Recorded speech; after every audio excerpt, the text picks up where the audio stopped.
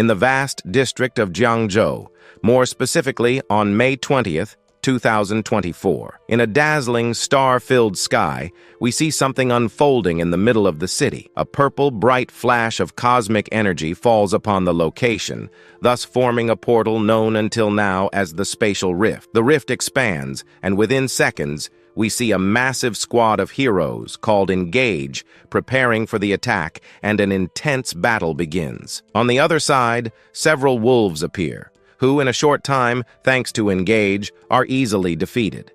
Clearly, the same fate would not be so easily met with the final boss. He arrives at the scene in an imposing manner and is revealed to be the king of six-eared wolves, Gold Level. His goal?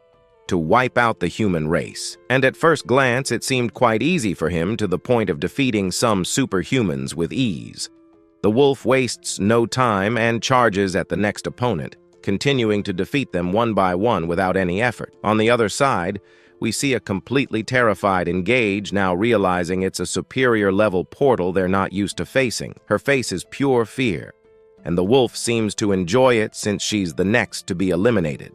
In the blink of an eye, the monster releases a burst using its paw. The Engage simply defends against the attack gracefully and doesn't suffer much damage. Suddenly, a mysterious person appears, stating that they will take care of the wolf, and goes on to tell Engage to move forward and help the other. It is revealed by one of the extras that the great Mr. Wenyuan has arrived to put an end to the portal once and for all. And immediately after, a massive collision is shown to us. The scene then cuts to the Academy office, where we see the Engage informing that, with Mr. Wenyuan's help, the six-eared wolf was defeated. The man in a tie thanks her for the effort. He also informs her that another portal has been discovered, this time being of level C. It is also said that in the last decade, a total of 6 portals have already been found. In his thoughts, the head of the Academy says that if this continues, it will eventually be impossible to defend Jiangzhou. The head informs her that due to the critical situation, cultural exams for all Academy heroes will be cut, and the required score for admission to the Academy will be halved, as the priority now is to recruit as many superhumans as possible, thus hoping to find a predestined one. And so the dialogue between the Engage and the head of the Academy ends. At the Academy, we see that the students are currently dismissed, and we see 2 extras discussing grades in general. One of the extras asks the other if he will continue with the delusion about wanting the beautiful and cool Yan Ran to sit by his side. Meanwhile, he isn't even studying or paying attention to the exams, and because of this, he might not even pass to the Martial Academy. In the end, both are lost. The scene cuts to Lin Yanran, a beautiful girl with red hair and blue eyes, everyone's dream. She then asks the protagonist, Su Bai, if he will choose to enter the academy or go directly to Martial University. Hiding his face behind a book, Su Bai responds that he has no idea which one to enter. He quickly informs her that his grades are average and that it doesn't make much difference learning other languages or mathematical calculations. As for going to Martial University, well, that won't happen either because his family doesn't have much money to fund his studies.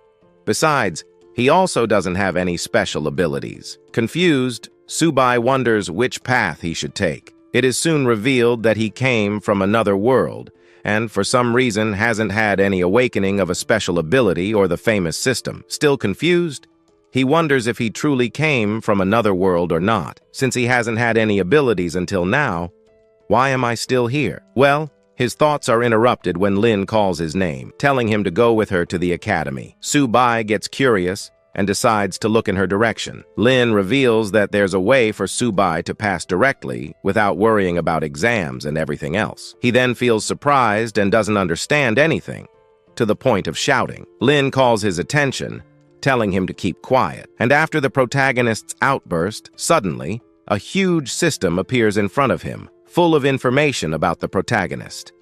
And not only that, the system also reveals some information about this alternate world and the classes. Above on the table, we see him labeled as Host Su Bai, which is interesting. Right below, we are presented with his age, 18 years, Constitution 4, Agility 5, Intelligence 5. Then the system continues. Beast Tamer trait.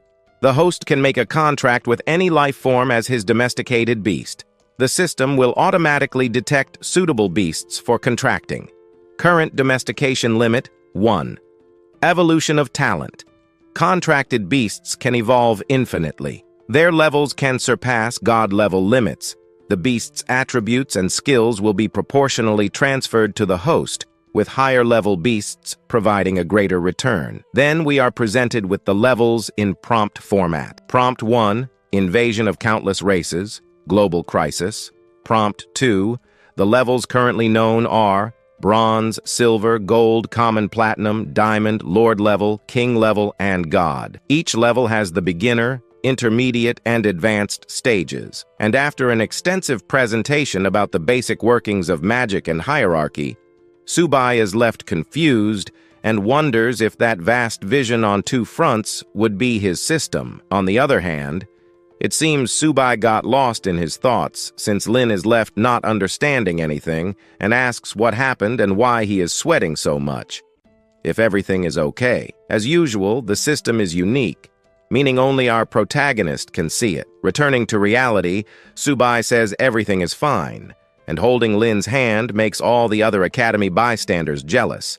And among them appears a bully who tells Su Bai that, besides sitting close to Lin, he still dares to touch her, and even praises her by calling her a goddess. And irritated, he lunges at the protagonist to give him a beating. However, the bystander didn't expect the presence of the class teacher, who immediately stopped his movement. Walking, she announces that she has good news to share. Zhangzhou's Martial University has updated its website, and starting this year, all superhumans will not need to take exams. They will now go directly to Martial University. Furthermore, students with an enhanced physique will have their course scores halved. Obviously, the students are almost speechless upon hearing such an announcement. But soon after, they all shout in excitement, as such news doesn't come every day. However, the protagonist and Lin remain indifferent. And before the teacher leaves the class, she informs that all who have awakened any ability or a martial foundation need to accompany her to her office to proceed with the process. Su Bai, lost in his thoughts, says that the opportunity seems interesting and came at the right moment, as he awakened his abilities just a short time ago, and thanks to that, it will greatly facilitate his progress. Lin, however, questions in his thoughts if the protagonist really intends to go to the Martial University. The scene cuts to our protagonist walking through the city of Zhangzhou. Su Bai is his name, and he has been in this parallel universe for 17 years. Su Bai reveals that in mid-1906, on September 18th, a massive rift opened above the city. We see several frightened people filming with a cell phone camera and wondering what that might be in the skies. However, what no one expected was that enormous and dangerous beasts would emerge from the spatial rift, destroying everything in their path, including humans. Obviously, humans wouldn't let the beasts do whatever they wanted. And shortly after, a military battle began, bringing together all the nations of the world against the monsters. 3 months later, almost everything returned to normal, with the rift beasts defeated. However, with the relentless appearance of spatial rifts, the battles would be endless and futile. Then, the army launched suicide squads to investigate the rifts. Through the expeditions, they discovered a vast and endless land on the other side. Thus, the nations decided to create military bases within the rifts to prevent the monsters from coming through. And so began the new era of the community. Now, with the coexistence of the rifts, it was only a matter of time until a second rift appeared, a third, a fourth, and so on. Over the last 100 years, the number of rifts has more than doubled to the point where the entire world is covered by them. Each portal connects to a different race of beasts. Thus, scientists had to name each battlefield, such as the battlefield of ancestral creatures. But at the same time that creatures tormented humanity, the spiritual energy of the world also increased, to the point where superhumans with special abilities emerged. And as conventional military weapons deteriorated, superhumans excelled and proved more capable and stronger. Eventually, superhumans replaced firearms. The scene returns to our protagonist, who, in his thoughts, says that the war among the Myriad races continues to this day. Now, with the university making such a sudden reform, it's likely that something behind the scenes isn't going well. Confident, Su Bai says that now that he has the system, he needs to protect his entire family from imminent danger. And for that, he needs to become stronger and go to the Martial University to join the military. With a glimpse of the university entrance, our protagonist says that now that he is a beast tamer, he only needs a familiar, and everything will be set. His first step is to go to the Martial University, no matter what. Looking at his cell phone, he hopes that the 2,000 yuan will be enough to enroll in the university. Su Bai returns to his dormitory, and at the entrance he tells himself that the system will automatically detect a suitable beast. He still wonders why he hasn't been alerted yet. Cutting off his thoughts, the girl at the counter welcomes him and asks if he needs anything. Su Bai responds that he came to tame a beast and asks which ones she has available. She promptly points in the direction of a glass window with various races displayed. The first one is a black cat with a high cost for an ordinary beast, but it has the blood of a nether black cat, and it can easily rise to the silver level. Su Bai, on the other hand, was left speechless by the high cost of the familiar. The girl continues, now presenting the six-eared wolf, a wolf from the lineage of 6 ears. And as soon as she finishes and asks which one the protagonist liked, Su Bai simply disappears, leaving the girl without understanding anything. The scene cuts again, and we see the protagonist walking in an alley, wondering what's wrong with the prices of the beasts, and if he was almost being ripped off due to the exorbitant price of the creatures. And even though they have the blood of monsters, the price is not justified. Su Bai also finds it strange that once again the system has not found a suitable familiar. Arriving at his house, Su Bai throws his backpack down and is suddenly interrupted by the system. He is surprised that, out of nowhere, the screen appeared in front of him informing him that a small turtle has appeared, and it is possible to tame it. The system gives the option to accept or refuse the familiar. Not fully understanding what's happening, Su Bai looks towards the aquarium, where his father's little turtle is. He even questions the system. Looking into the aquarium, we see the turtle upside down. Meanwhile, the protagonist says in a monotone manner that his first gift will be a small turtle, and because it's so small, he doesn't know what to do. With little choice and unable to tame a better familiar in a battlefield setting, he simply accepts the small turtle as his first familiar, and later, he intends to get a better one. And so it is done. The turtle is now part of the protagonist's power. However, its characteristics are still inferior, but create room to become infinitely strong. Its main information is small turtle level, common beginner, contains traces of the sacred lineage of the black turtle, can grow infinitely, and eventually defeat gods. Constitution, 1 defense, 3 mentality, 11 speed, 1 skill, turtle shell, defense, evolution method, feeding. Obviously, all this information left the protagonist surprised and not understanding anything at all. On the other hand, it's as if he had received a great gift, so he accepts it gladly. The most interesting thing is that his familiar is from the black turtle lineage, and he wouldn't trade it for anything in this world. While Su Bai exults with happiness, in the background, a mysterious person appears and yells, asking what the protagonist is doing with Xiao Ba, adding that the turtle already has an owner. And here the story introduces Su Xiaomei, the protagonist's sister. Su Bai replies that he was not doing anything, and suddenly the turtle escapes from his hand and goes into a bag of food. The protagonist calls the attention of his family member, as well as his sister, who says that the turtle has already been fed in the morning by their father. The protagonist quickly understood that one of the turtle's characteristics for evolving is eating, so he becomes curious and says he will bring more food. And as Xiao Ba hasn't stopped eating, someone shouts in surprise. 30 minutes pass, and the protagonist's parents arrive home, and upon opening the door, they are left speechless seeing the chaos spreading inside the house. Meanwhile, Su Xiaomei is running back and forth in panic, fleeing from the turtle with her food in hand. The protagonist has given up trying to do anything. Meanwhile, the parents think the house has been robbed. The incredulous parents ask what is going on with the turtle and why it is running so fast. With few options, Su Bai tries to explain what actually happened. The scene cuts to the house in complete chaos.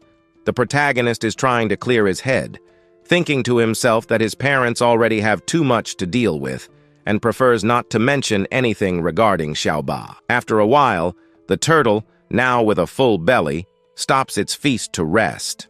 On the other hand, the protagonist's sister is irritated with the whole situation, and in the blink of an eye, the turtle summons a type of enormous monster in the form of a hologram inside the protagonist's parents' house.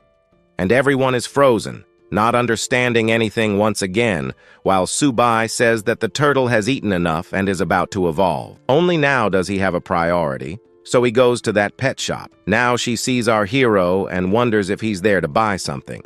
He says no, as he now has something in hand. This was the blood of an erotic beast. She didn't really want to buy it, but ends up shouting out loud, which makes her boss suddenly hear everything. Then he approaches our heroic one and starts to wonder if that really is the blood of an erotic beast, and if he's truly seeing it. So he grabs a vial and starts sniffing it, realizing it is indeed high-quality blood from an erotic beast. Now he asks how much he wants for it, noticing that much effort was needed to extract blood from tea, so it must be at least 100 ones. Then the boss offers a price. He puts 1,000 ones, which leaves our Shay completely alarmed. He shouts and ends up surprised at this moment. The boss, understanding that maybe this was a bit too little, raises it to 10,000 ones. 10,000 ones make our hero more than happy. He even glows with excitement in his eyes. Then the boss notices that our Shay might be a bit uncomfortable, so he raises it to 15,000 ones.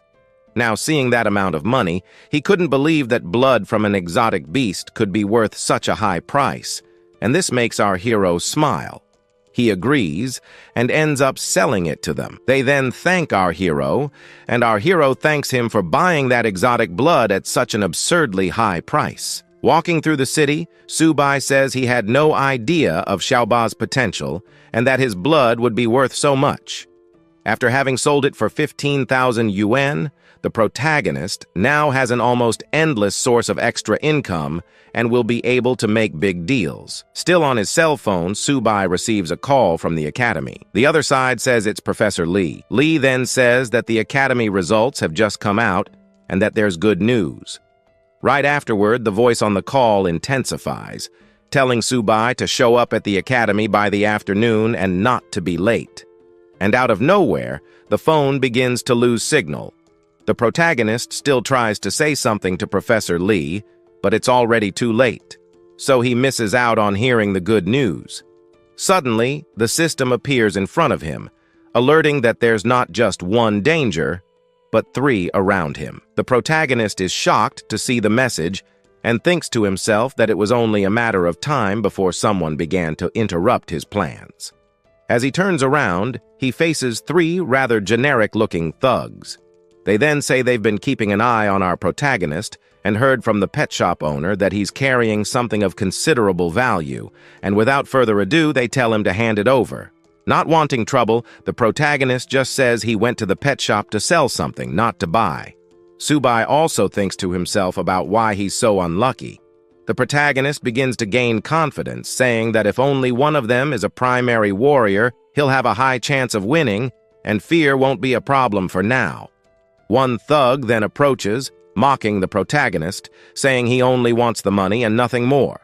Su Bai then says he will hand over everything, but starts planning something. He then grabs his turtle and tells it to shrink. And then, in the blink of an eye, the protagonist throws the turtle toward the thug, who easily defends himself by placing his club in front, making Su Bai ricochet. Irritated, the bald thug stares furiously at the protagonist and screams like a madman. But before he can make any move, the protagonist makes his first move and kicks the thug in the balls. And with the force of the impact, they must have easily burst. The other 2 thugs are left in shock and shout for their boss. And clearly, they wouldn't leave Su Bai alone, so both run at him. The protagonist, on the other hand, runs as if there's no tomorrow alongside Su Bai. saying that the turtle's defense is no joke. Su Bai responds that the situation was nothing. Both bad guys catch up to the protagonist, and when they're about to deliver the final blow, Su Bai tells the turtle to grab onto his wrist, and so it is done. The protagonist then slides and turns toward the thugs and, with all his strength, lands a solid hit on one of their chins.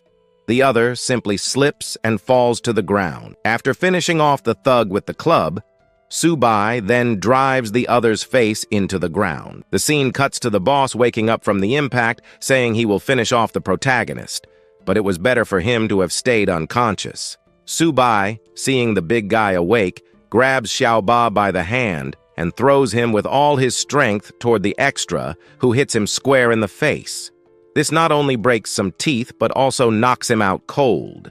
Now, with everyone on the ground, the protagonist says that those who seek trouble find it, and they definitely didn't get along. While Su Bai is distracted organizing his things, he notices that the turtle is messing with something on the boss's body. Desperate, Su Bai runs towards his familiar, asking what he is doing, and what he found that is so good. And before the turtle finishes the drink, the protagonist grabs it, revealing then that it is a potion of chi and blood. Su Bai says that the potion is worth a good amount of money and is enough for a warrior to consume for an entire month. When he realizes, he sees that Su Bai drank the entire potion and wonders if the turtle will withstand all the pressure. However, we see Su Bai reacting to the potion with an intense glow and about to evolve. The protagonist can only stare incredulously at the scene. On the other hand, we see that not only the turtle felt such power, since the protagonist is also covered by an aura, a type of magic emanating from his body, makes him feel stronger. And then we see that some specifications and abilities of the protagonist were altered with the new ascent of Su Bai. Host: Su Bai profession, beast tamer level, medium normal. The host's level increases as the level of the tamed beast increases. Age: 18, physique: 16, basic attribute: 10 points, inherited from tamed beast: 6 points. Agility: 12, spirit: 22, tamed beast, small turtle, can visualize detailed attributes. Talent 1, evolution. The tamed beast can evolve infinitely, has no level limit, and can surpass divine level. The attributes and talents of the tamed beast will be reflected back to the host proportionally. The higher the level, the greater the proportion. Talent 2, turtle shell defense. Consumes a bit of resistance to activate. When activated, the outer skin of the host is covered by turtle skin, providing excellent defense. Su Bai is impressed with the potion of chi and blood, as it not only increases his abilities, but also gave him a new talent. And the best part is right now, because the abilities of the small turtle, now evolved, increased drastically after consuming the potion. Tamed beast, small turtle level, medium. Normal, the lineage of the black turtle has not yet been activated. The bronze level activates part of the lineage, and the attributes will increase drastically. Physique: 32. Defense: 38. Talent: 2. Turtle shell. Defense: consumes a bit of stamina, increasing defense by 50% to 100%. After seeing that not only the statistics increased, but also its size, the protagonist is impressed. And looking at the system screen, Su Bai remembers that he learned something related to familiar evolution in some class.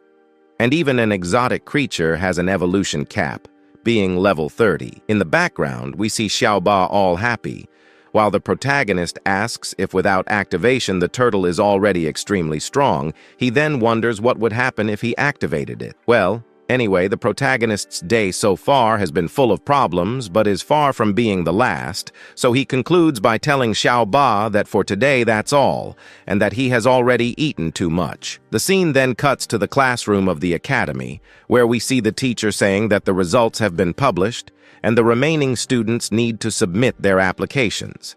It is also mentioned that on a later day, another professor from the Martial University will come to the school to administer the skill test to the students. The teacher also emphasizes that there are only 2 spots available.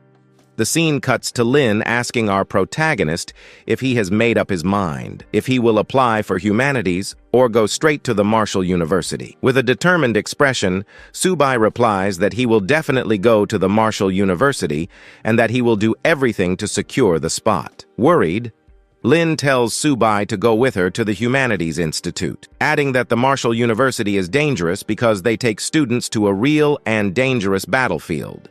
She concludes by saying that the protagonist's grades are still not the best. On the other hand, Su Bai says that if it is not him who goes to the front line in the battlefield, no one else will.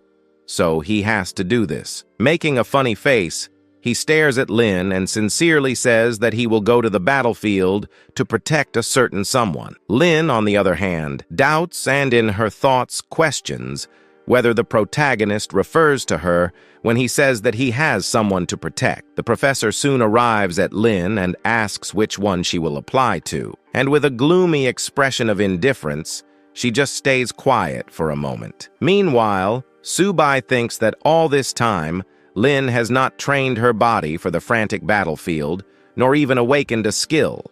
So he assumes that she will choose the Humanities University. In the end, Lin only tells the professor that she will think a little more. The teacher concludes the class by saying that each of the students is now one step away from making an important choice for the future, then tells everyone to take their applications and go home to talk with their parents, as it is mandatory to show up the next day with the completed application. And so, the day's class ends. The scene then cuts to a dressing room where we see someone changing. It is soon revealed to be Lin, who is in her perfumed water bathtub. Ahead, we see her maid pouring water into the bathtub. Meanwhile, she is on the phone talking to Su Bai, now revealing that she has decided to go to the Marshall University as well. With a flushed face, she says that she still has another surprise to give to the protagonist. On the other side of the call, we see Su Bai in trouble and with his nose covered collecting Xiaoba's feces that are all over the house. The protagonist is surprised to receive the news that Lin also decided to go to the Marshall University instead of the Humanities one. Sometime later, Su Bai says he cannot give attention to Lin because he is having problems. In the background, we see him coming in with grandeur to capture his familiar while he tries to hide inside a bag. And the chapter ends with the protagonist shouting that he can't stand seeing Xiaoba eating all the time and making a mess everywhere, and that at some point, he will lose his head over this whole situation. In another scene, we see the teacher addressing hundreds of students, welcoming them and adding that an instructor from the Marshall University has come from afar to share his wisdom. His name is Zhang Kai. The teacher continues, saying that he is one of the great martial artists and also once trained at the same school as the students present. Kai soon introduces himself, saying that exactly 1 year ago, about 126 students graduated from the Marshall University, and that now, of those 126, 65 are still alive, and the scale continues. 2 years ago, 98 students graduated, and today only 32 are alive. 3 years ago, 86 managed to graduate, and of those 86, only 11 are still alive. The scene cuts, and we see that Kai's statement was not well received by the students, who are now afraid. On the other hand, the martial arts teacher continues, saying that he didn't say this just to scare the students, but so that they understand that after being admitted to the Marshall University, the students will gain nothing. Their only function will be to protect the country, bear responsibilities, face dangers, and complete tasks. As the instructor says this, we see the protagonist seriously listening, while Lin watches him with concern from behind. Kai continues, fervently saying that from now on, only the best will enter the Marshall University and asks if the students want to become strong. This is warmly received by the students, who shout in unanimous agreement. And so, the instructor finishes by saying he will be waiting for each of the students at the final exam. Still in the same place, we see the protagonist about to leave when the teacher catches his attention. Without understanding much, Su Bai just stands still. Instructor Kai then asks if the boy is really Su Bai, to which he replies that yes, he is. The protagonist then asks what the instructor wants with him. Then, without much talk or delay, Kai simply says that the protagonist has already been selected for direct admission to the Martial University, without needing to take any kind of exam. And finally, he asked the protagonist to go to the entrance to wait, as he will soon be selected for the practical test. Clearly, the protagonist and the other students present were surprised by the news, making the scene somewhat humorous. The director confirms, telling Su Bai to go ahead as the bus is already waiting for him. On the other hand, some students were still confused, wondering what just happened, while another says that Su Bai must have some kind of connection with the university teachers. And in the background, a girl feels envious. The scene cuts to a full view of the Martial University, where we see the teacher saying that they have finally arrived at their destination, and that everyone should get off slowly, one by one. As some descend, they are amazed by the vastness of the place, while in the background, we see a guide teacher telling them to follow him. Just ahead, one of the students spots a huge monument, and the guide says that the enormous structure is the motto of the Martial University. Meanwhile, the protagonist is astonished, and finally, the guide says she will take everyone to change into their uniforms and then go to the university dormitory. They soon stop, and the guide shows them the enormous male dormitory. She asks everyone to go to their designated places and rest as much as possible, and then change into the uniform they just received. The instructor then concludes by saying that later, someone will come to announce the time of the entrance exam. That said, everyone thanks the instructor and says goodbye. A short time later, Su Bai arrives at his dorm room. We see that he is not alone, as from outside the protagonist can hear someone saying that the most important thing for a martial artist's journey is resource management. Inside the dormitory, we see 3 new students intrigued to see a potion vial. One of the students continues, saying that a long time ago his father managed to acquire 3 drops of blood from an extremely rare beast in Yushan, and that after that, his father went to a trusted apothecary to create 3 first-class body-refining elixir vials, which is a rare item. One of them is surprised to see the color of beast blood, saying he had never seen anything like it before. Another says that his family bought a simple chi powder, but never considered buying beast blood. While one of the students brags about having an extremely rare potion, we see the protagonist entering through the door and saying that he will be the newest roommate, introducing himself as Su Bai from 303. And so we learn that the red-haired boy's name is Han Jiagong. He then says that now that the protagonist has arrived, the group is complete. The others follow Han's lead and introduce themselves as well. The boy standing is named Jia Jun, and the one sitting is Fan Chaowan. Jia Jun tells Su Bai that he doesn't need to have any sense of formality since they're all dorm mates and brothers here. Then he tells the protagonist about the rare potion that Han's father gave him. In the background, the redhead shows off with the potion, saying that it wasn't easy to get it, and that they had to contact various people from the entire city, but they finally got it in Yushan. Although it was only 3 drops, Su Bai, putting away his backpack, says to himself in surprise, Yushan and 3 drops, and then he concludes that it might be the same drop he sold in previous chapters. One of the students tells Han that beast blood so rare can be worth a lot. Han lies, saying it's not that expensive, and that each drop costs a little over 30,000 yuan. In other words, combining the 3 drops would be around 100,000 yuan. He finishes by saying that in the end, it wasn't a big deal. In the background, Su Bai stays quiet, just listening to the redhead's nonsense.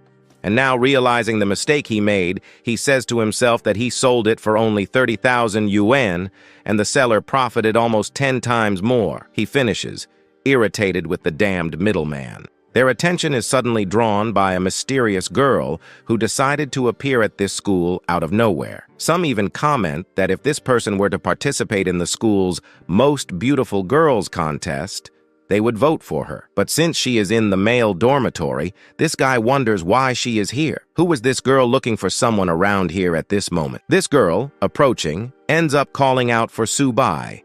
And then one of the school's staff, knowing the name of our protagonist, shouts for Su Bai, asking him to show up immediately since there's a beautiful girl looking for a certain Su Bai. At this point, The guys in his class wonder who this Su Bai is, who would be coming down first. Right then, they can't believe the luck of this guy. They're genuinely in disbelief that Su Bai has managed to attract that girl. Su Bai heads downstairs and now stands before her. She introduces herself wearing a new uniform and wonders if her uniform looks good. However, she finds our hero's uniform even more appealing than her own. His roommates then shout for our hero to go on quickly, saying this beauty is too good to be with him. The others in the classroom think the same. She then turns to our hero and asks if, by chance, he's not upset that he didn't pass the exam outright. He replies that he's not, since in any case, he would still have to take the exam from another angle. He's aware that she did all of this for him, and he thanks her. However, she already knew that a new event would take place the next day, so she prepared a cultivation elixir for him. He thanks her once again for doing so much for him, even asking if she could keep it for herself. But she ignores this request, and as she leaves, asks Su Bai to meet her there the next day, as she wanted to see him again. After she leaves, we see his roommates wondering who that guy is. He managed to win over the most beautiful girl at school.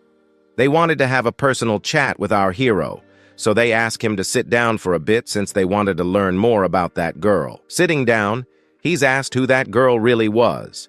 He introduces her as just a classmate, nothing more. But the guy, seeing he wasn't interested in her, asks him to introduce her to his friends, considering our hero as a little brother now. After some time, they retreat, and he approaches his turtle, wondering what kind of elixir she had given him. He then thinks about going out for some air first.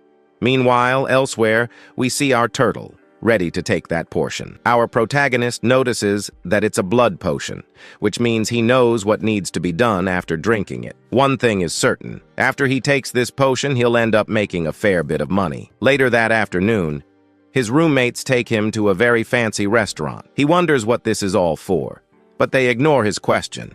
Now considering him their brother, they intend to have a celebration as a way of thanking him for enrolling in this school. However, he mentions that, subject of anus since he could be presenting, that our Yahanra law to them since presenting it to them wouldn't be a problem at all. However, now he wonders if Jang could basically help him with something more than specific. Now, as a brother, he ends up affirming that, yes, he could help. So while they're eating, he ends up seeing in front of him a portion of extremely rare blood. For him, it wasn't much, but he just wanted to sell it for a pretty good price. At this moment, taking it, they realize that the blood from his beast there was a little more substantial, with a much higher quality than what he had there before. At this moment, he ends up affirming to our hero a rather good contact, and wanted to be inviting some important people from his family to be able to buy it, since even he doesn't know the price he could put on that portion. Our hero, however, as soon as he calls his father starts scolding him, saying that he ended up spending all the money he gave him so he could get strong in this academy. However, he asks his father to relax because he had something more than important to discuss with him. At that moment, he says that a classmate of his has a drop of blood from a very rare beast and is selling it. However, that drop of blood is a little rarer than the portion he bought back then. At this moment, his father is even surprised, and he wonders if this was real. To believe his words, he even asks his father to come to his school today so he can see it personally. An hour later, at that moment, he arrives along with a guy who was evaluating that thing. At this moment, this evaluator realizes that it really was blood from an extremely rare beast. This portion is from a more than rare animal's blood. With the 7 drops in this portion here now, this power is capable of creating a first-line body refinement. Even Jang's father here wonders if his esteem wasn't that high for him to affirm, as he ended up getting a first-line item, and if by chance this first-line item lied, it would mean that he lied, only it was far more likely that this portion was worth more than anything in this world. At this moment, his colleague approaches Su Bai and sees that Su Bai was really an incredible guy. He holds in his hands one of the most powerful bloods, which will help him get stronger than he already is now. At this moment then, that scientist approaches our hero and wonders if he really wanted to be selling it. If he sold it, he would sell it for a pretty high price. He even states that he wanted to sell it, but, However, he can't, as a sum of money wouldn't pay for it. But in exchange, someone could be offering in return a powder blood of GI of equivalent value to a high price in the world. And for now, since he is now a roommate of S.H. Hang, he will basically have an idea in mind. This idea in mind is basically to take the rare drops of blood that our hero has. As soon as he gets that bottle, he will in return be giving our hero some refinement powder blood, which for him he wonders if it was good. However, there's still one more thing he wanted there, that our hero was also part of it. That thing was there if, by chance, he was willing to join Juan's family, and of course, by joining his family in the future, he would be able to get quite a lot of good things, like good equipment, good armor, and all of that. Furthermore, however, he thanks our Uncle Han, and he still approaches our hero and asks him to basically think about the proposal that was given to him at that moment. If he wasn't interested, then someone enters that room and says that our hero will not be joining anyone else's family because no one can force our Sua to join anyone's family. And at this moment, they recognize her there as Yahan, the girl who appeared there before at school. However, he wonders why she was here. She then ends up saying that she had to do some things, important things here in the city, and for some reason, she managed to pass by this 5-star restaurant and for some reason found our hero here out of nowhere. At this moment, this high-quality gentleman then turns to that guy who was checking that thing of our hero, that portion. He wonders who this girl was, and so after introducing her, he then, in a more gentle way, starts to say that he's just a guy there who was a classmate of our hero, and he asks for her not to misunderstand things a bit. However, now that he's finished his important things here, she then invites our protagonist to go back with her to the school. Now he ends up saying goodbye to this wealthy family and thanks them for having purchased his resources. Just as he was about to leave, our gang calls out to our hero and asks him to wait since Kriya is going along until his father stops him, as he asks him to wait. Moreover, he asks him to make a rather good friendship with his father, as in the future, their family will depend a lot on him. Additionally, he asks one more thing, that he starts to do something a little more politely around that girl named Yahan. Now, because he said this, he becomes more than surprised to see that those two guys there are quite interesting allies to have.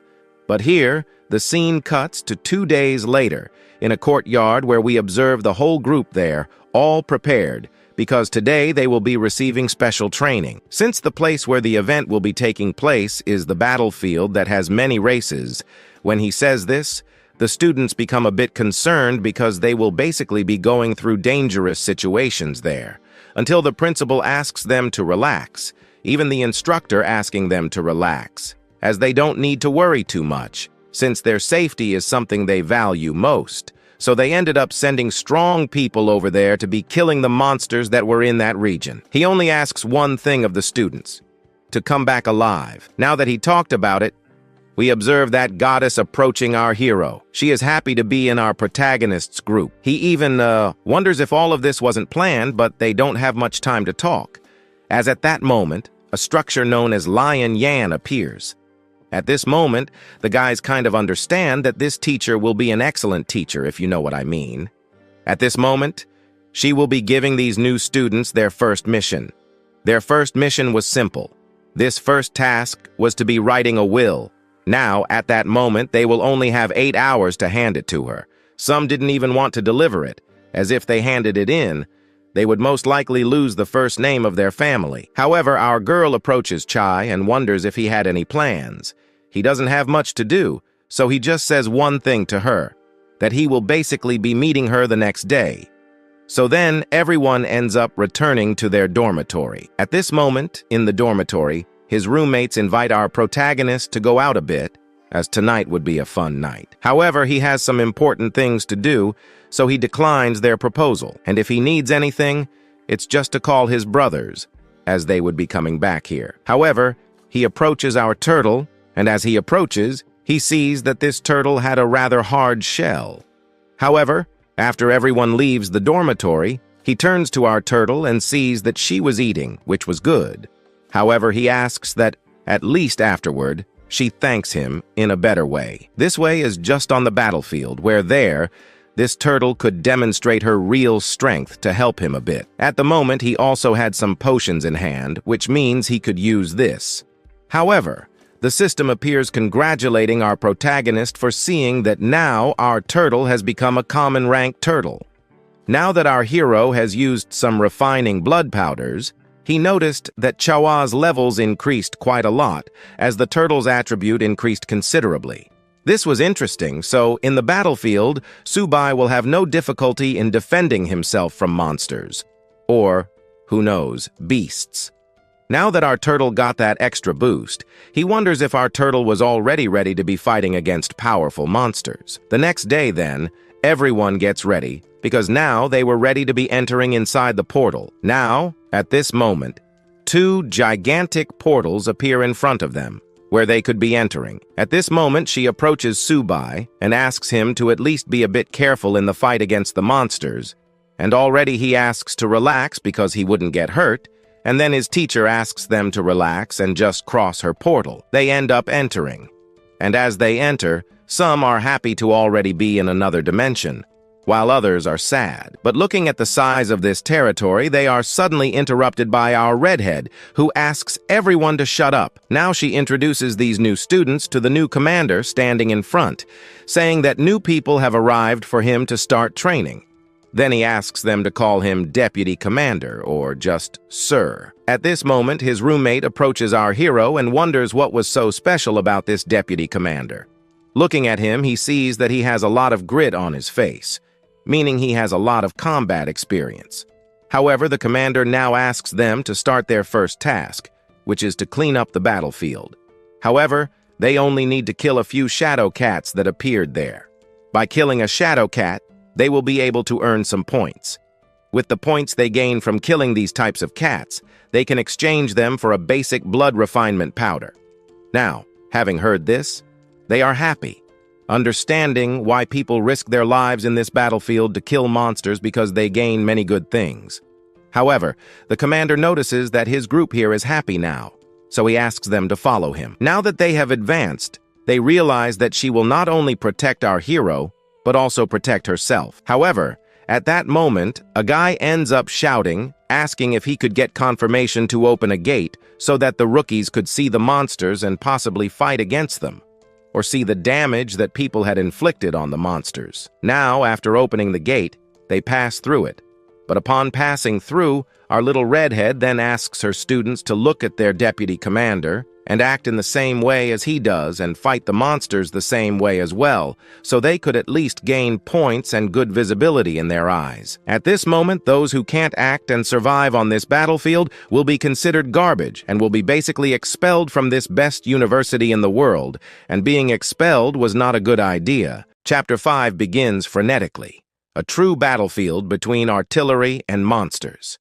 In the background, we see someone surprised to see that the battle is far from over. One of the recruits stands up and asks why the commander personally came to the battlefield. Soon, the vice commander cuts the soldier off and orders the quick assembly of a squad for a specific mission, and so it is done. The redhead, who I assume is the vice commander's assistant, informs everyone present about the mission.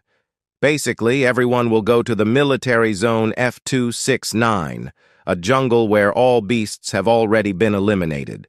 The mission for the squad is to go to the battlefield to extract the core of the shadow cat beast. The vice commander then finishes by asking if all recruits are prepared, to which they all respond vibrantly, yes. Next, we see one of the soldiers giving the starting command, instructing the assault squad to provide protection. The scene then shifts back to the vice commander and Professor Liao. One of the soldiers tells the professor not to worry, as it will be easy and quick to clear the battlefield. But sending new recruits to the battlefield is like bringing walking meals to the enemy. The soldier does not want that to happen. He then finishes by asking the vice commander why he personally came to command the protection team. Not satisfied with the question and the idle chatter, the commander silences the soldier, saying he talks too much and should not ask unnecessary questions. In the background, he merely obeys. On the other hand, The redhead thanks the battalion commander, Li Dao, for the work and problems he has been facing. Lai responds by saying it is not a problem, but a duty to protect the new recruits at all costs, as they will be the future soldiers on the battlefield. Returning to the imperial capital, more specifically to the highest military command center of the Dragon Nation. In the background, we see that someone has something important to report to the team leader. The scene then cuts to one of the command center team members reporting that the intelligence team on the battlefield detected a large number of beasts breaking the defense line, and up to the present moment, 12 members of the Shadow Cat clan, being gold level, have joined the attack targeting the 12 military bases on the southwestern border, namely D-128 and D-140. The leader then instructs to immediately detect the movements of the beasts and instruct all military bases to increase their defenses. He then finishes by saying that the first-year students from various universities are currently training on the battlefield. The new students are the nation's future, and under no circumstances should they suffer losses, and thus the dialogue for a quick and drastic measure against the beasts at the command base of the Dragon Nation comes to an end. The scene then returns to the military zone, F-269. In the background, we see several soldiers and monsters scattered on the ground. The vice commander then reiterates that everyone needs to clean the battlefield as quickly as possible, as every extra minute in the area can bring enormous danger to everyone. The scene shifts back to Lin, who tells the protagonist that the meat and claws of shadow cats can be used as materials to make weapons and medicines. Su Bai, on the other hand, wasn't even surprised, as many risk themselves on the battlefield to acquire rare materials. He concludes by saying that Xiao Ba will have a feast today, meaning there will be enough food for the rest of the day. In the background, we see an extra celebrating for finding a beast core, exclaiming that he will become rich with the discovery. The scene then returns to the protagonist, who has the system screen open, and in the inventory, we can see some basic materials he collected on the battlefield. Su Bai says he needs to collect more Coresto from some beasts and exchange it for QI blood powder when he returns so that Xiao Ba can level up. Suddenly, the protagonist's system emits an alert. Extreme danger. 164 shadow cats are rapidly approaching with clear hostility. Threat detected 3 kilometers to the southwest in the forest. Host, stay alert. Threat level high. 5 stars, extreme danger. Lethal threat level. 4 stars, extreme danger. Su Bai then stands up surprised to see the system's message and says that the same thing happened last time, but with a random warrior. However, now the situation involves monsters with a 5-star threat level. Lin, still seated, doesn't understand the protagonist's surprise and asks what is happening. Su Bai quickly informs Liao about the critical situation, stating that he sensed a threat from a group of beasts approaching them from the southwest. Since Liao is on top of a tree, he has a better panoramic view of the situation, but all he observes is absolute silence. Liao then descends from the tree and warns the protagonist, saying that in a battlefield full of dangers, there is no time for jokes. He concludes by saying that this entire situation could cause all the students to panic. But Su Bai continues to reiterate that he is not joking and that a dangerous group of beasts is approaching ahead. The vice commander, hearing the conversation, approaches the protagonist and says that even if he felt some danger approaching, he guarantees there are no beasts within a 2-kilometer radius. Su Bai, seeing the presence of the battalion commander, says that the joke will soon become reality. For within a radius of 3 kilometers, more than 100 shadow cats are coming towards the team. The commander, misunderstanding the situation, tells Su Bai that his sensory abilities are better than those of the leader. In the background, we see the redhead, who is not much help either, joining in the joke by telling the commander not to take it personally. She says the protagonist must be nervous, and as it's his first time on the battlefield, he is imagining things. In the background, we see Su Bai's not-so-friendly face. And thanks to Lin, who arrives to lend a hand, she tells the commander not to jump to conclusions and that any analysis on the battlefield is necessary. She then concludes by saying that she believes in the protagonist.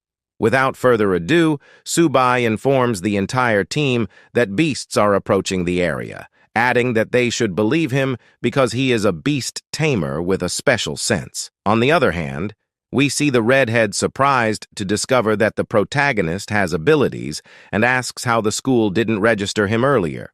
Su Bai then responds that he received a recommendation from the Martial University, but the school ended up not registering his abilities. In the background, we see some team members surprised to hear from Su Bai himself that he has abilities. Others wonder, since he has abilities, why they have never seen his familiar. In the blink of an eye, everyone panics upon hearing sounds coming from their direction. Some scream that there really are shadow cats approaching. Others say the protagonist was right to report the beasts. Without wasting time, someone tells everyone not to panic and to establish the standard formation. And so it is done. Everyone quickly groups up. In the background, we see someone asking the communication officer to contact the military base to request support. In a few seconds, they receive rather unpleasant responses. The communication officer reports that they have also detected numerous beast signals around the base, and thus they won't be able to send support. In the background, we see the redhead panicking, asking Li Dao if there really are dangers lurking in the area. She adds that without reinforcements, it will be impossible to keep the students safe from any danger, as they still lack skills in real combat. The commander finally confirms that the protagonist was correct, and states that he can now detect a group of beasts approaching. The commander wastes no time and gives an order to the squad's vice leader. Send 4 soldiers to protect the protagonist and Lin, as they are 2 of the most important students. The vice leader obeys. However, in the background, Su Bai shouts, saying he doesn't need any protection and that he can fight. And so, in the blink of an eye, the shadow cats emerge, revealing themselves to be bronze class level 1. They are enormous beasts of various colors that attack without hesitation. And in a matter of seconds, thousands of shadow cats advance, attacking the soldiers. On the other hand, they all resist, fighting back with full force. The commander reiterates that the protection of the students is the priority. In one scene, we see the soldiers prevailing. In another, we see them falling one by one. Some scream, saying that these beasts seem more like ferocious tigers. The commander insists on maintaining the defense line. The redhead compliments, saying that if they manage to hold off the first wave of shadow cats, they can easily win. At a certain moment, we see several beasts escaping and heading toward the group of Martial University students. The commander asks if they remember their oath and concludes by telling them to be careful. On the other side, we see the protagonist and Lin taking the front line as defenders, holding shields in their hands to protect the Dragon Nation's wall. And with this great opening, it was enough for some mages in the back to counterattack the beasts, casting spells and gradually taking down each of the remaining shadow cats on the battlefield. Soon, we see the bronze level 1 archer, Jiang Mani, taking down some of the shadow cats. By her side, the bronze level 1 tank, Luo Yongqiang, pierces the beasts with his sword. These beasts are nothing more than frightened kittens, and that there is nothing to fear, and that now he will crush them all. The redhead encourages the team, saying that the new university students are formidable.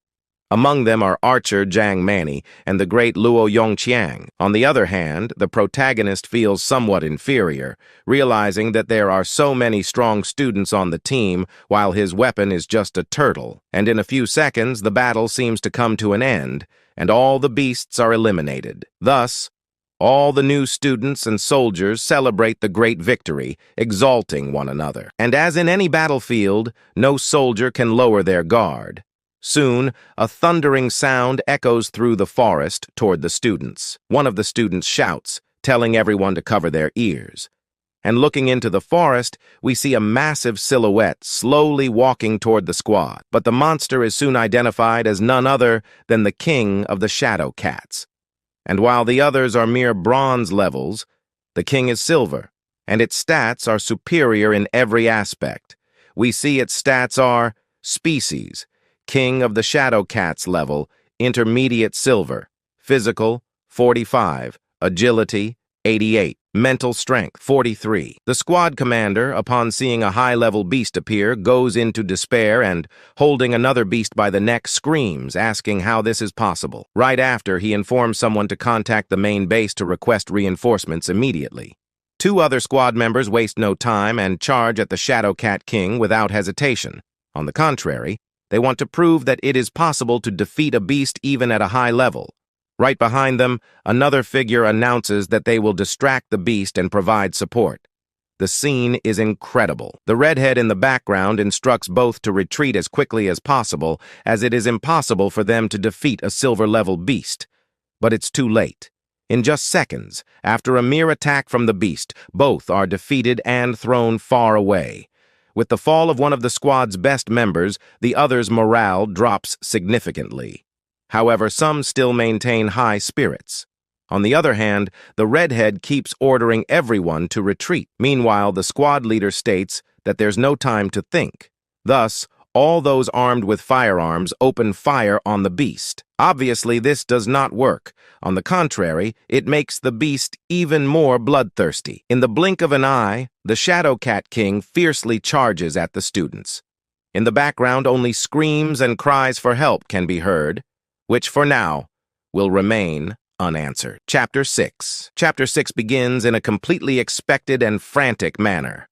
The Shadow Cat King decided to attack a seemingly defenseless and weak squad, full of morale, but forgot that the protagonist was among them. Just as the beast was about to attack the squad, the students sitting on the ground are caught by surprise as they see the beast suddenly struck. Immediately after, we are shown the one responsible for the attack, a small turtle. Some of the other students question what this small but extremely powerful being is.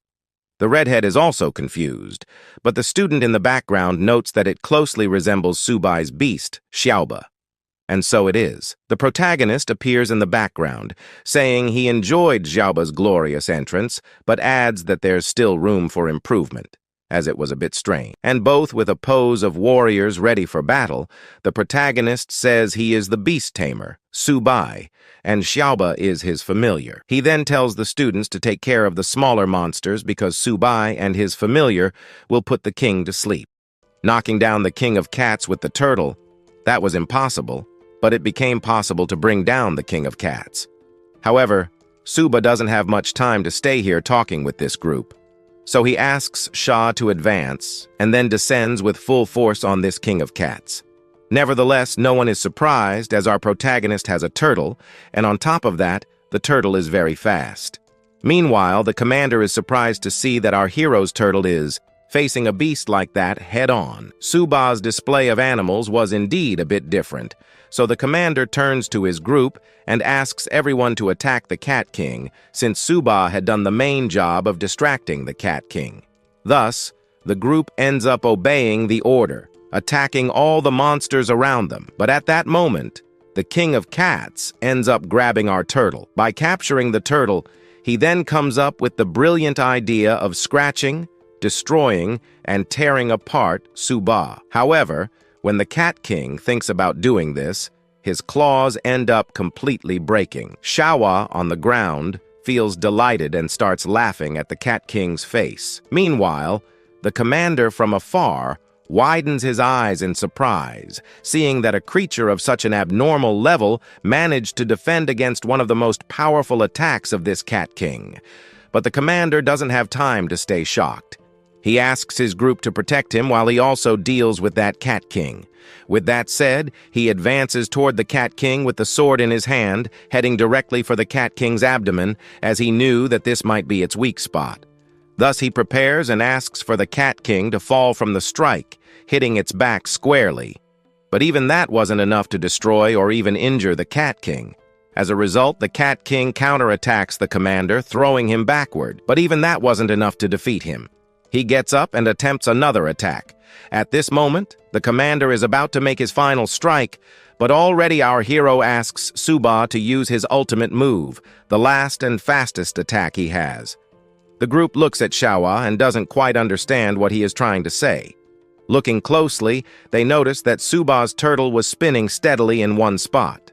After spinning a bit, we observe Suba preparing a kick and then hitting Shawa squarely. After this kick, we observe the turtle flying in a direction, towards the Cat King. But the Cat King was about to counter the commander. However, before the Cat King could do anything, the turtle hits the Cat King squarely, delivering a great blow, breaking half of its face, and sending it flying backward. Now that this happened, the commander says that he struck the weak point of this Cat King. They ask if the Cat King will still survive. Survive? I don't even know, as the Cat King spits out some blood, unable to even move properly on the ground. Then the rest of the students and the turtle advance a little further. At that moment, we observe that the turtle managed to defeat the Cat King. Everyone in the group finally jumps with joy now that they've killed it. Finally, everyone could be happy. Then we observe our hero's friend, who jumps into his arms, delighted to see he had enough strength to defeat a Cat King. Now that it's over, everyone approaches our hero and asks where he got a turtle like that, and if he knows where they can find one, as they want one too. However, our hero ends up remembering that he must not forget to remove the... Su Bai once again looks at Chawa and grabs a crystal, but he was about to devour it when... So he asks that Chawa would not devour that and return to him and deliver that to him at the moment he would think about it. The commander looks up, where suddenly he notices that it started to rain. On the other side, our Chawa decided to want to devour that magical stone. However, the cat, before dying, ended up roaring upwards, which means it was calling a monster much more dangerous than him. So, his group can no longer stay around here. Thus, the scene is already cut to the basic operations center, where they managed to detect that on the front line there were many dangerous beasts. But on the front line, there was basically Roland's daughter. So he asks to protect at least his daughter. He said he would do this. However, to have more precise help, he would basically call for more support. He said it was unnecessary since he alone could handle any monster in this universe by himself. But there are those weak beasts. So he asks for 20 minutes. 20 minutes for his men to go there and deal with the rest of the weak beasts. Then he ends up choking and feeling nervous, thinking this was terrible.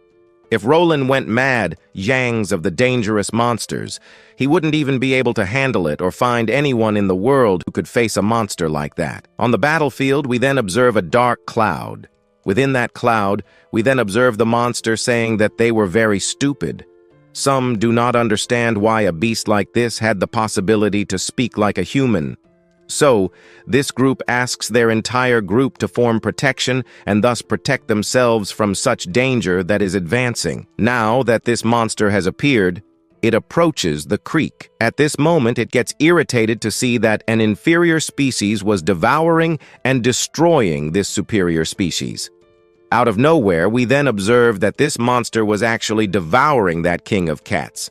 However, this beast that just appeared ends up being dangerous because even the system appeared, saying that this beast is another 5-star beast, so he must be careful.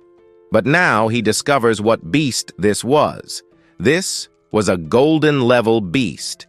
Being an extremely powerful beast, it possesses a specific ability called Baker, which, when injured, enters this mode.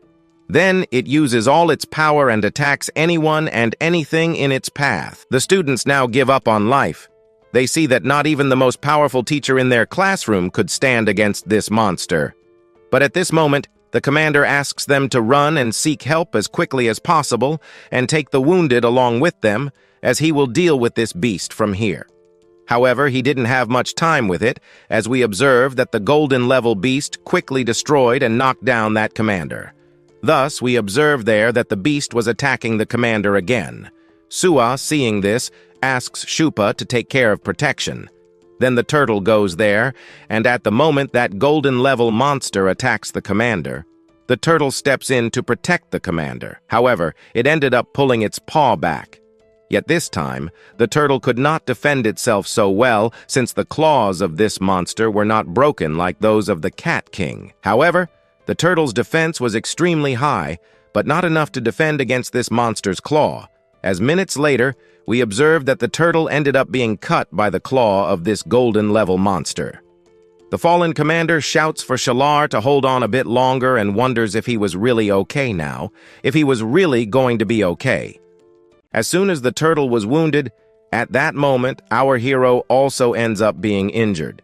Su Bai, hurt, We can only see her reaction to the injury. Our hero, the other one, the teacher, wonders how he managed to get hurt.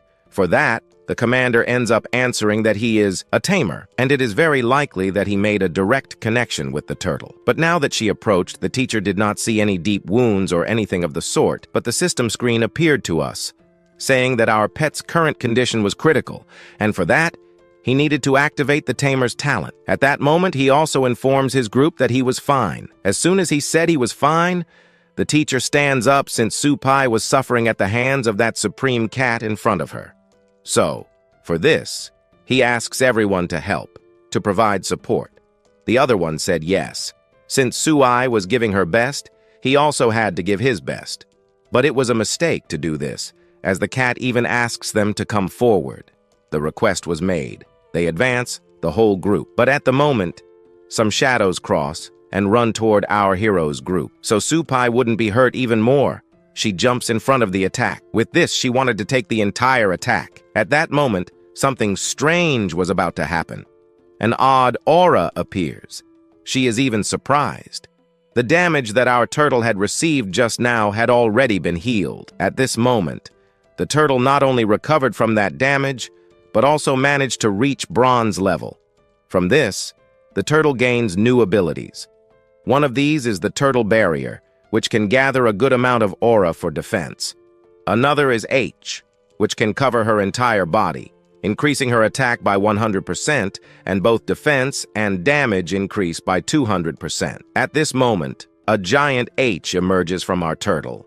That aura was so immense it left everyone at the sight stunned. Even the teacher could not believe that his beast ended up making those super upgrades.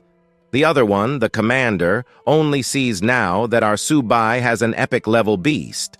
Su Bai at the moment then stands up, but she asks him to rest a little longer since his previous wounds had not even recovered yet. However, Su Bai was fine. Then he points toward the monsters and asks Su Bai to do a great job. At this moment, the turtle advances, rushing forward, pushing that somewhat fierce kitten aside with small attacks. Like this, our Subar with Suba beast managed to expel such a powerful beast with such ease. But not only did they do this, but now they also obtained an extremely good lineage for Suba's turtle. In addition to having the bronze level in their beast, Suba also managed to defeat the Regato. This was surprising, but that little shove our turtle gave was not enough, as she stopped with her sharp claws on the ground. At the moment, while she was about to do something, we observed that the monster started to become somewhat enraged. It only wanted everyone here to die. Everyone asks them to gather in one corner only, as the beast now became dangerous. The groups only thought of escaping, but the beast would not allow this. For this, it ends up multiplying. Several different kittens then head in all directions. However, the group asks each of them to stop these monsters, but nothing happens. So for this, Suba asks XAOBA to take care of these monsters. Said this, then the turtle ends up activating a gloomy aura. At this moment, this aura ends up echoing in all directions. The beasts that were about to catch one of the extras quickly stop. They cannot move for even a single minute so as not to be pulled toward our turtle's mouth. They start clinging to everything in front of them. But the strength of our XAOBA was very powerful. Those monsters that were about to attack, extras were all sucked into his mouth, and with the bite, only Chawa began to swallow and chew all of that. But for having consumed so much power, this was dangerous. Suba then asks Zhao Ba to release all that power concentrated there after devouring those small beasts. But at that moment, Suba then uses that breath of his and heads toward the Regato, which was trying to torment their lives.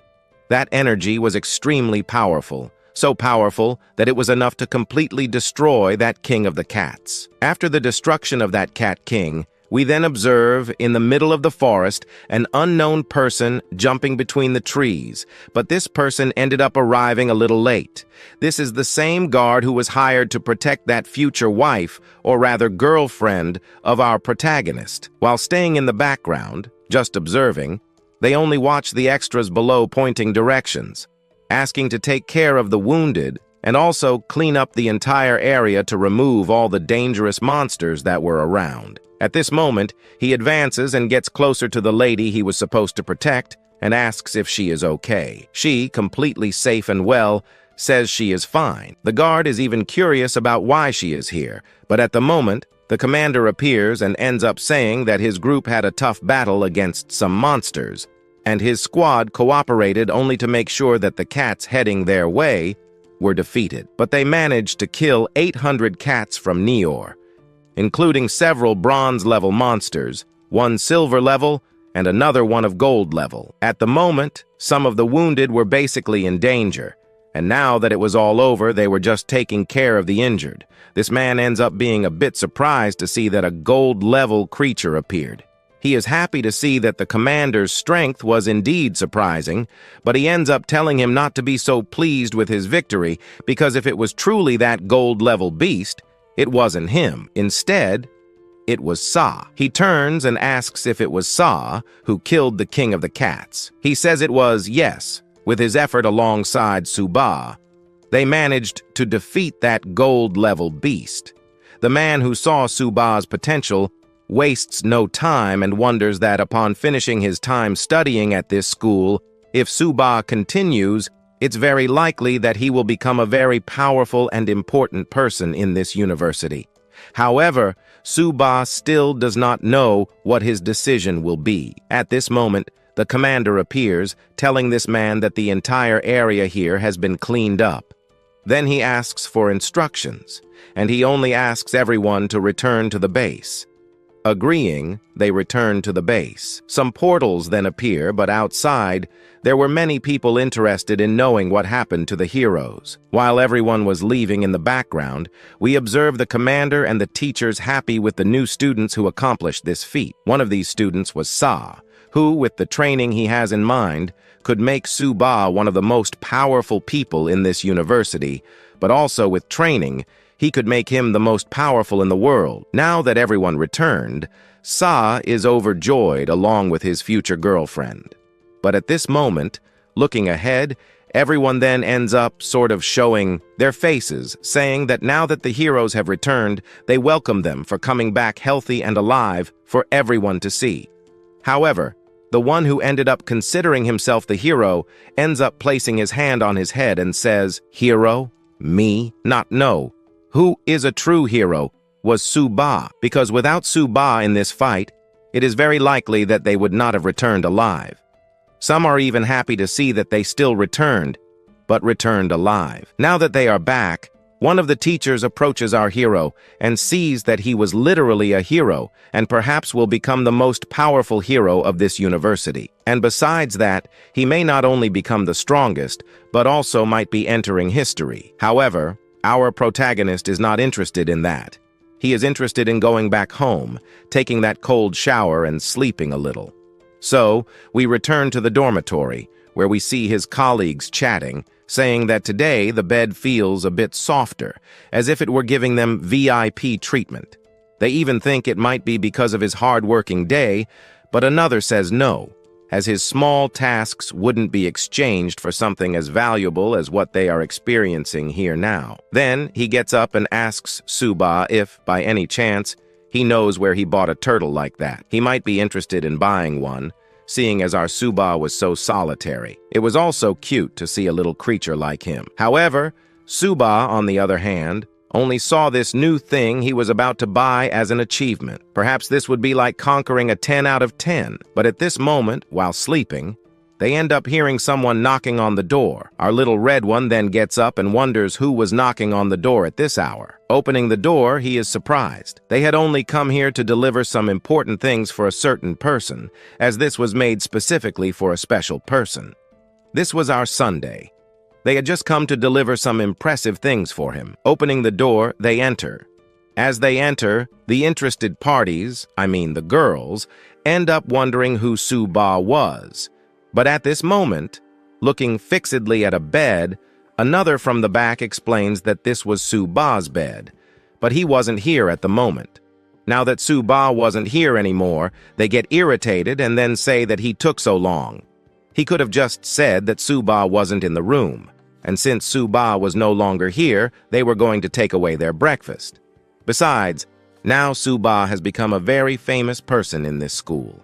It was a pity that he didn't know her. Meanwhile, the scene cuts to our hero who was running here. While running, he saw the news on the screen saying that in recent days, very powerful monsters appeared and invaded their military base, and thus ended up destroying a good part of Su Bai's military base. But for some reason, they found someone on their base who managed to defeat one of these powerful beasts that were attacking. In this fight against these monsters, several students from Su Bai's school ended up being defeated by these monsters.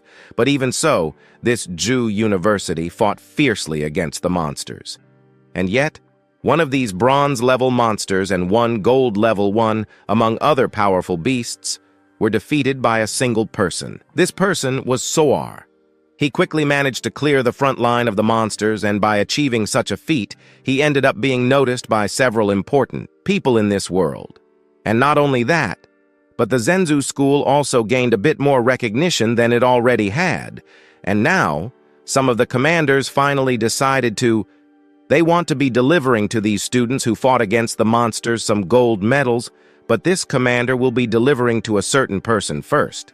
This certain person was Su Bai. At this moment, it is revealed that Su managed to defeat some quite powerful beasts. Everyone who was at the place where our hero was became surprised, and then they saw our hero. Since also at this moment these guys who are here will be receiving a gold medal, and all this now was thanks to him. Some were happy about the medals, but the girls were happy about something else, wanting to make our protagonist their boyfriend. But well, if he stays around here, he will attract a lot of attention, so he hides behind a wall until he receives a call from his sister, who is happy to see him on TV.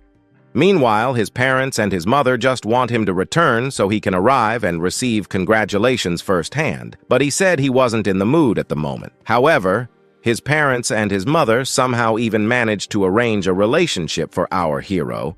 But he ignores this since, at the moment, his sister says that because he gained good fame, people are eager to recognize our hero and also his family. Knowing that it was dangerous to be alone now, our hero ends up saying that in a few days, he will be leaving this place where he is just to visit his family again. Then, 2 days pass. Arriving home, he is somewhat surprised to see that everyone was there waiting for his return. Now everyone is happy and content that Su has finally come back. Some just chat with Su Bai, but another appears in the background. It was his sister, who shows up just to give that posted thanks for the new life they have. But at the moment, some there then end up inviting Su to come to their house to eat some things. One from over there even invites our Su Bai to come to their house to eat a grilled turtle. But to dismiss everyone, the protagonist's father shows up and says that later he will be visiting their homes. At the moment then, some stop with the chatting about eating at home. There they end up wanting to introduce their granddaughters or whatever children they have to our protagonist. Now that Su Bai entered, he feels kind of happy, but also thinks he should have come back at night, until his sister says that it wouldn't have helped since their aunt had set up some cameras to watch over our hero. Well, now that he has arrived, he can finally rest. The father of our MC will make a good meal, and while this happens, he sits on the couch at his house. But just as he wanted to rest, the system screen appears, saying that it detected a quite powerful creature. Now the system gives him the option to tame that creature to be his own. Looking closely, he realizes that this creature was a kitten. While looking at the system, his sister shows up, so he asks his sister if by chance there was a cat in their house. She points in another direction and says yes. There in front, a kitten. She ended up finding the kitten abandoned, and so in the end, she decided to take the kitten to be hers and is now taking care of it. So since his sister liked the kitten, there's nothing else to do, until he approaches again and sees the kitten's statistics. This kitten had a quite peculiar talent, as its talent gives 100% attack speed to its host, and also increases its attack power by 100%. Knowing that this beast staying with him would allow him to defeat many powerful monsters, he ends up approaching his sister but Light interrupted his words, ending up saying that if this was widely used, all its advantages could be improved. Angelo then placed his hand on his tank and asked not to worry about it, as it wasn't something that could be mass-produced. That tank was the only one he had to carry, and the fact that it was heavy or even bulky was a disadvantage. But Angelos was confident that with it, he could go as far as possible. SL, not understanding what all of this meant, asked Angelo if he could go, and then he raised his head and explained how he could reach incredible power heights. And with that, his eyes opened with such happiness. He didn't know how to respond. He didn't know what more a young man with the title of a great sage could do. But one thing was certain. If our dear protagonist would really reach the peak of his power by the end of this story, we will unfortunately have to find out. Continuation time for you all. Our story now unfolds inside the principal's office.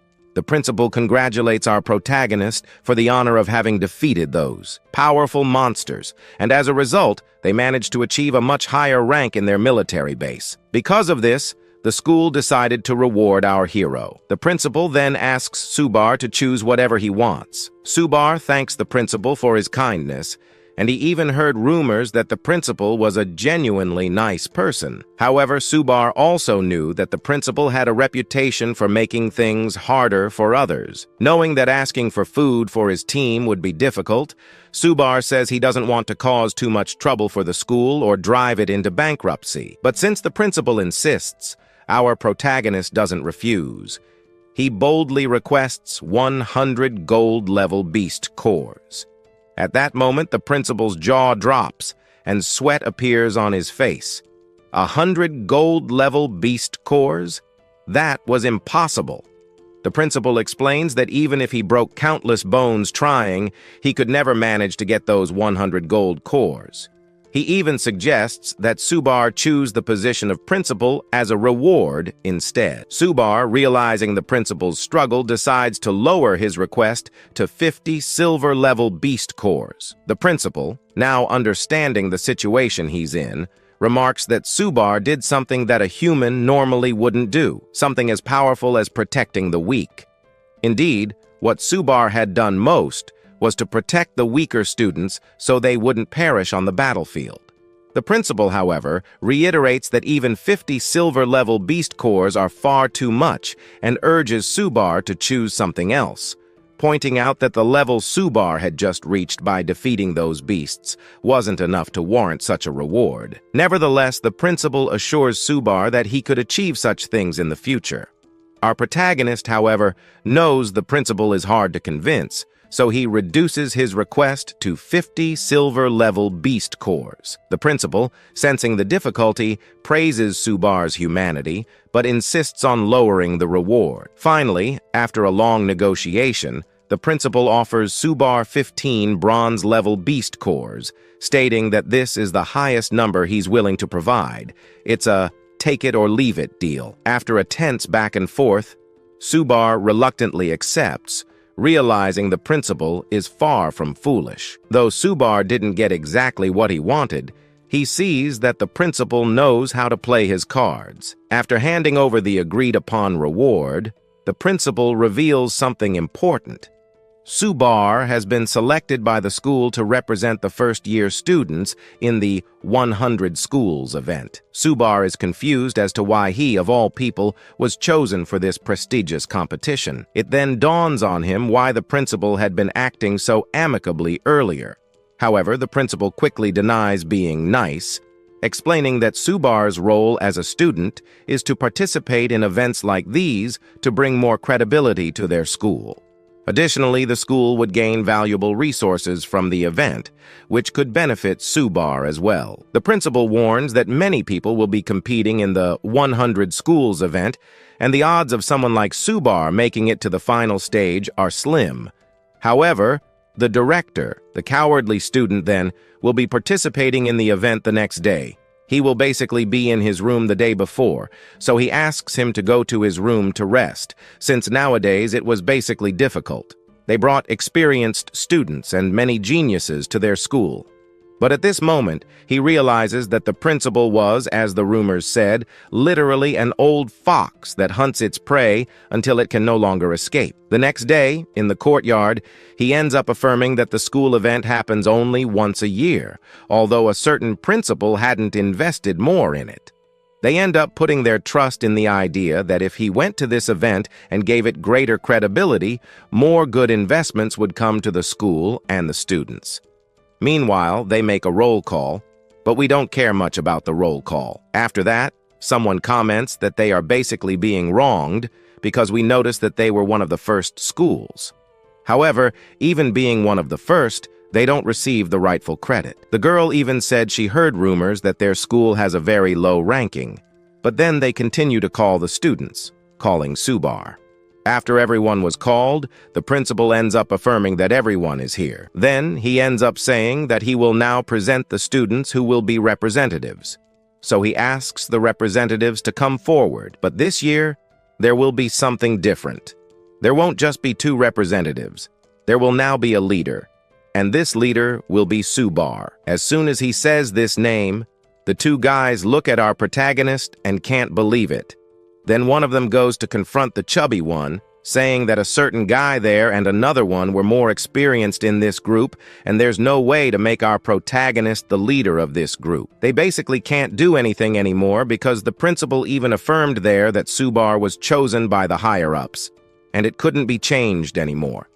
Also, because it is exactly Su Bai, he will basically lead his class to victory in this school event. Since this one, whom he is pointing at, ends up being the oldest and most experienced student, the principal, fed up, ends up affirming that Su Bai killed a gold-level beast.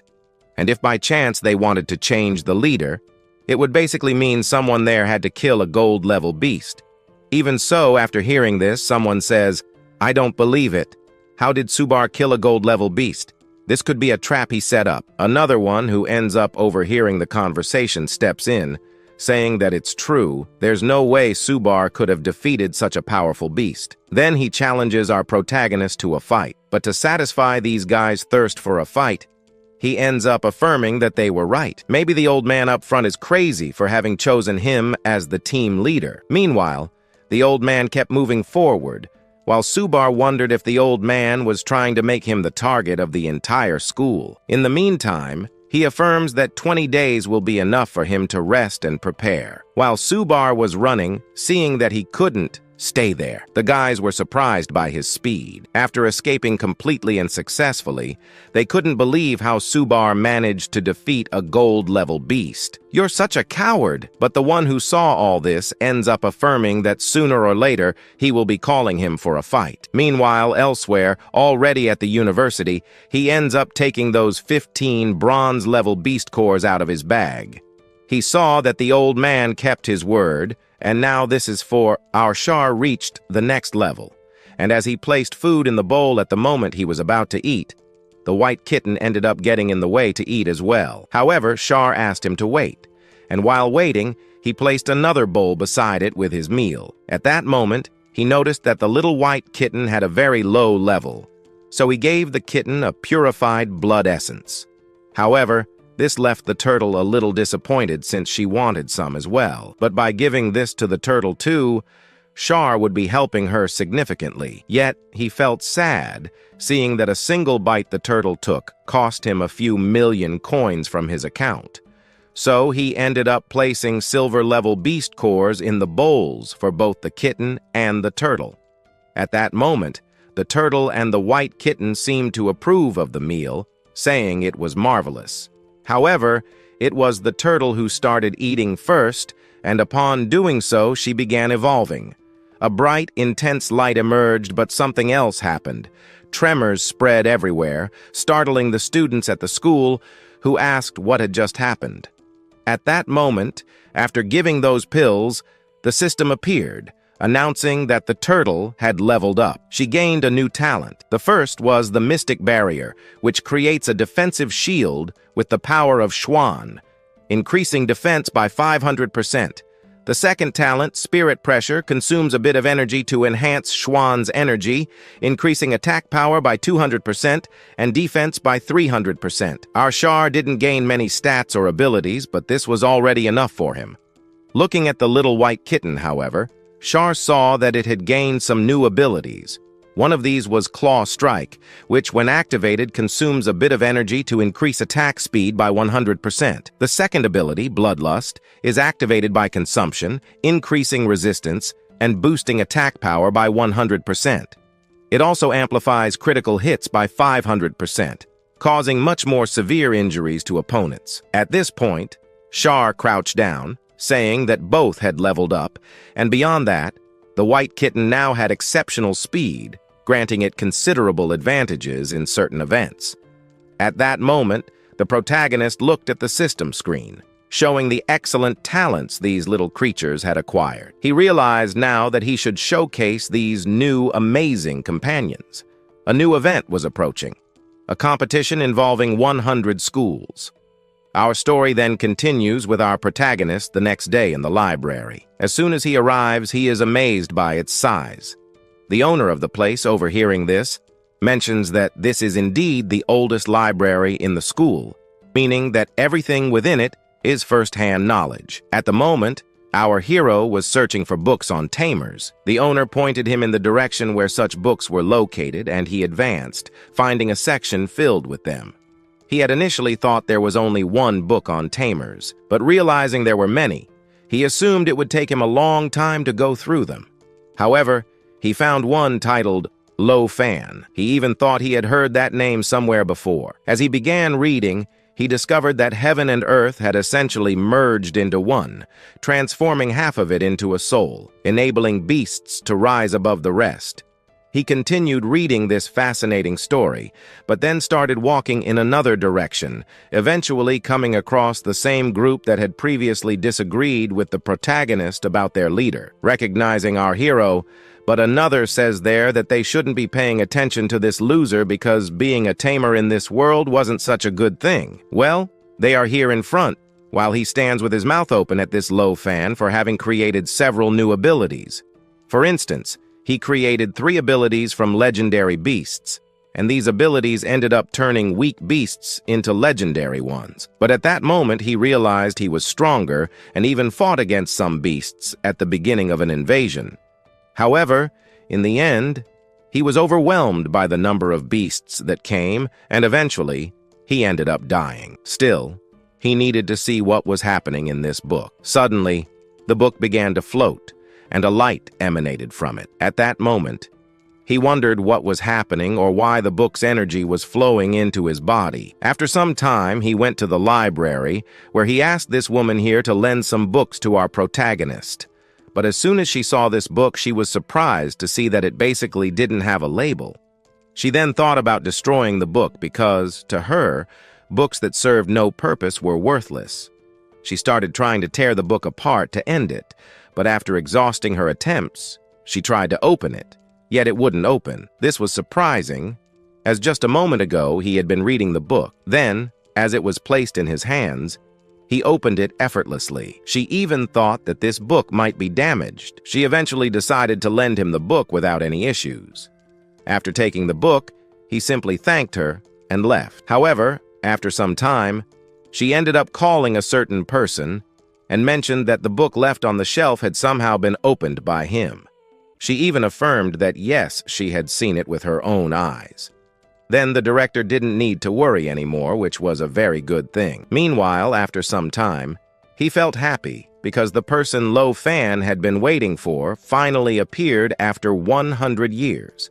And if, by chance, he was still in the underworld, perhaps he would be happy to know that now a new guy had appeared to replace him. 2 weeks later, we observe the event happening, and today, an inter-school event will take place where participants will have to participate in a battle royale. As schools begin to arrive, students and other influencers begin to appear to give their greetings. Meanwhile, the students start ignoring those people who were trying to get their attention.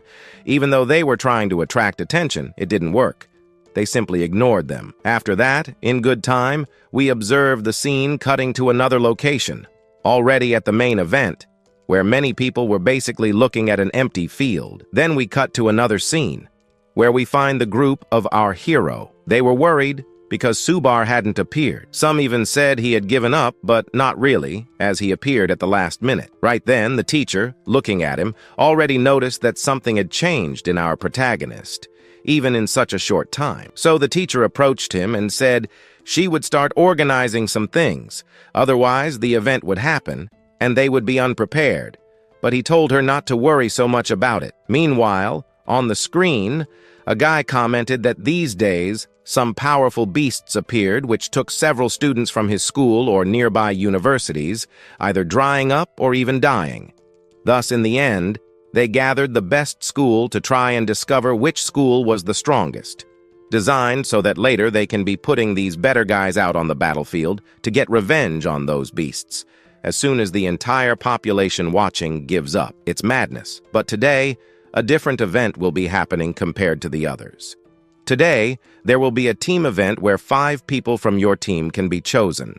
There will be fights in rounds, the loser is eliminated, and the winner will continue in the event.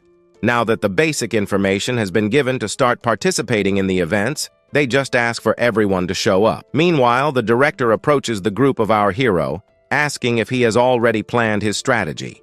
He says yes, he will be the first to participate, while the rest will join on their own.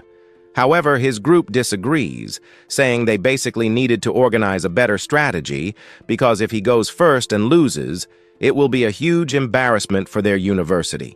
He says he won't disappoint them, while the director notices his level has increased significantly. Still, he approaches our hero, asking him to at least be a little smarter and not act the way he is. Or it's very likely this group in front of him will start to resent him even more. But here the scene cuts to a university where a guy kicked another out of the ring. Meanwhile, the teacher warns our hero that the Shinin University is quite strong, so they need to defeat Elgin University first, which will give them a significant advantage. Our hero tells them not to worry again, and so he moves forward. His girlfriend, our redhead, ends up giving him extra motivation in the ring. Now he ends up kind of recognizing our protagonist. He was the guy who killed some gold-level beasts. He then says he admires him, but our protagonist already knows his potential, so he says yes, it was him. And today, from here, we continue, and our story begins with this guy approaching our hero with the aim of showing the true power of a pet tamer, known more as Captain King Wan. Having the bronze class, he would try his luck. Meanwhile, on the other side, our protagonist ends up pulling out his chua from his backpack. Right after taking it out, we observe him with no reaction. Well, he said this was his pet, and seconds later, he starts laughing until he can't anymore. But our hero ends up telling the turtle to hurry up today because today our protagonist hasn't even had breakfast yet, and if our turtle also wanted to have breakfast, it had to win faster. But also, the spectators watching the fight observe that turtle and then realize that the university our hero is part of is no longer the same as it used to be. While others mocked him, our professor wondered why our protagonist had a bag of peanuts in one hand and a Coca-Cola in the other, but others were wondering what he was doing down there. Meanwhile, his opponent, now a bronze-level guy, watched our hero eating, and he kept talking about how Shar ate plenty of beast cores. So now he asks that this Shar of his not embarrass him. Then it was said, and the turtle begins to emit a slightly stronger glow. The guy notices that this glow came from a dreadful aura and wonders how a human could tame something like that. However, the turtle then begins to transform into a slightly larger turtle. Now facing this giant turtle, he freezes completely. How is it possible for a weak, small turtle to transform into this primordial beast here? And those in the audience, seeing this new transformation, can't believe it. Some even stand up, others just watch as the turtle stopped playing and now wanted to fight a little more seriously. Others just see the turtle's shell, which to them looked more like a tank's armor or something like that. Now, seeing this beast, they believe that our T-Bar did indeed manage to kill a gold-level beast. Meanwhile, here, our hero's future wife just watches their strength, and his roommate ends up saying, "How did Su Bai get so big in minutes?" But our hero was tired of just watching, so he asks Su Bai to make the first move. Thus, it ends up being done. The guy then doesn't notice anything. What he does notice is the paw of our turtle hitting him. He's thrown backward, but after being thrown back and falling to the ground, he saw that the turtle was too fast. But before he was defeated, Our hero asks him to hold on a bit longer because he hasn't drunk his cold Coke yet. He wants to savor it well, and then, irritated by what was just said, he gets up again. At that moment, thinking only of a strategy to catch the turtle by surprise, he realized he needed to become a bit stronger. For that, the thing he was holding in his hand begins to merge with his entire body. At that moment, now he transformed. In something extremely resistant, he wanted to find out who was more resistant, him or the turtle. But at that moment, he jumped. Minutes later, he was now more in front of the turtle. The people watching even thought it was the end of our Su Bai. However, what were they thinking? Because our Su Bai, with a simple movement, managed to throw that opponent out of the ring. At this moment, he was simply defeated with just one paw strike. Defeated. His group then remained confused. One stood with their mouth wide open, another just noticed that the fight was over. Well, it ended rather quickly. While his group praised him, the audience, on the other hand, was against our Su Bai. He kept saying how that guy couldn't dodge the turtle's paw strike. To him, it was simple, as from a distance, he could see that the turtle moved extremely slowly. This was quite fair to him. That guy deserved to lose.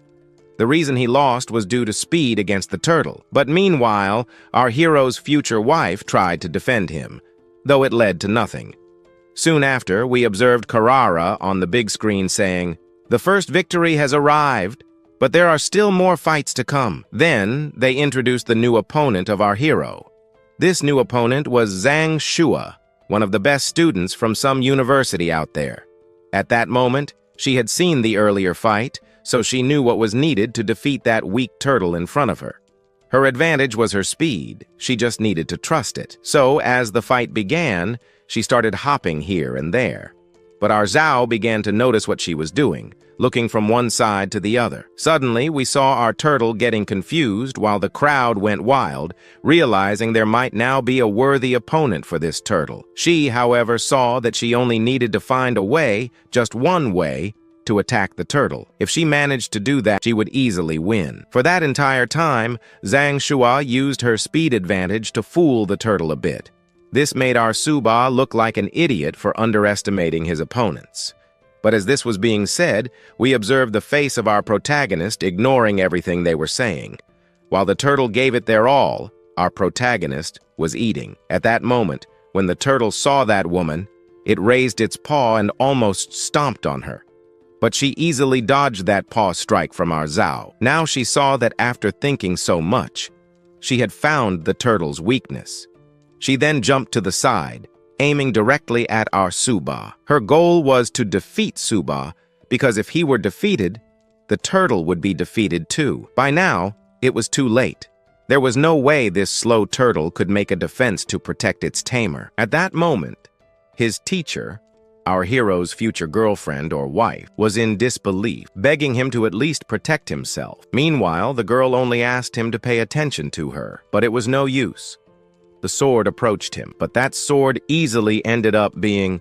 Throwing himself up high, our hero finishes his cold Coke. After that, we observe what really happened. The turtle couldn't turn quickly to defend our hero, but who says you need the whole body to attack? The tail was enough. With just the tail, it managed to launch that girl backward. After that, the fury exposed our hero, leaving him only relieved. Meanwhile, his roommate realized he hadn't thought of this strategy, but the turtle had. At the same time, his group and his professor could see that he truly had potential, while those who mocked him were left in disbelief. But now, as he finished eating, there was nothing else to do. He approached the girl lying on the ground, and as he got closer, he told her to find a doctor to treat her wounds. She had no other choice but to stand up. He then ordered our Shah to finish off the rest, who obediently followed the hero's command. The doctors took her from there. Now that he had finished eating, he decided to take things a bit more seriously. He didn't want to play around anymore. His objective now was to win.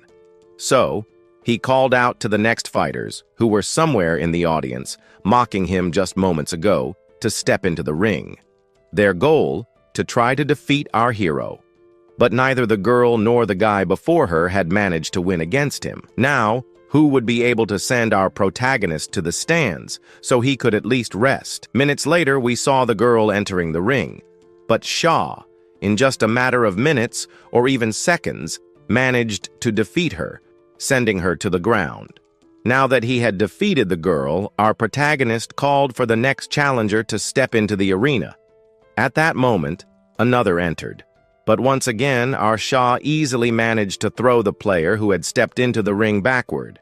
Meanwhile, our hero took selfies with the defeated fighters he had just vanquished. Half an hour later, we saw the guy from the big screen appear, announcing that this guy from the University of Su Bai had become the champion of this fight. While he explained all of this in the background, we saw our Shah claiming his final victory. He devoured an entire man in one bite without even choking. Now that the first person who won this championship had been announced, the audience was in disbelief. The very same person who had been eating peanuts and drinking Coke up until now had won this match. Another person noticed this, but our Su Bai was a bit arrogant, which somehow made her like our hero even more. Meanwhile, the audience was happy. Everyone was celebrating our protagonist. The scene shifts to him descending from the ring, listening to the crowd cheering. He had fought 5 people and defeated every one of them. Now that he had emerged victorious as he descended, he looked like a bastard for having won this championship without losing a single time. Now that he had finally defeated that group of people, or extras, in the background, he approached his group. The professor congratulated him. Those who, up until recently, had been restless seemed speechless. Our protagonist left them without words.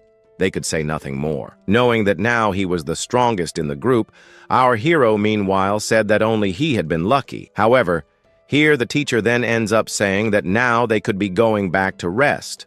Or rather, only our hero, because now they could be going to the hotel cafeteria where they could fill their stomachs as much as they wanted, since today, basically, the rank was paid by him. His group, knowing it was free, was already happy. But at this moment, the scene cuts to University F, where at that moment their coach appears, saying that Zanzu University at this moment was more problematic for them. So they should be a little more careful, because if there is a fight, it's very likely that the other side will send Su Bai to join the game. Their problem wasn't even the other extras, but Su Bai himself, because he knew that Su Bai had that legendary beast, so there was no way to face Su Bai at the moment. Because of this, he ends up saying that to beat Zanzu University, Makai, Su Bai's next opponent, would basically have a bigger challenge. But at this moment, he ends up pointing in his direction and asks that when F fights, it is necessary to use some long-range defenses, but if he isn't winning, he should use a powerful poison. Meanwhile, at Shimu University, we then observe their coach there, saying for people not to get discouraged since Su Bai was the strongest. Meanwhile, others thought they were dealing with our hero a little later, but another one ends up appearing, saying that Zangu's objective, that girl from before, was very good. Like her speed, yes, it was great. Basically a weapon to defeat Su Bai's turtle. But her speed, let's say, wasn't one of the best. So someone faster is needed, and for that, he will be fighting against our Su Bai. His speed was very fast, so he could win like that. Then time passed a little later, and we observed that guy from before saying that the championship, a little earlier in the morning, was quite balanced. At one moment, our Lord commanded Chawa to hit, and another time he ordered them to beat the extra. And today, a slightly more random championship would be happening. But at this moment, the extras said that, well, the students from Zanzu University didn't even need to enter the ring because only Su Bai would be able to bring victory to this university. After a good time of conversation, we still observed on the big screen Carol choosing the schools that would be fighting against our Su Bai. And the first championship that would be happening would be against Zangu University and another X-Min. Well, the rest is the rest. But below, we then observed our hero in the ring. In the ring now, he begins to mock our hero's face, but also a little worried, already knowing that they sent the best from the group to fight him. He already knew he had to do his best, but on Su Bai's side, he just asked him not to get, I don't know, so worried about things. Oh, it could be such and such things.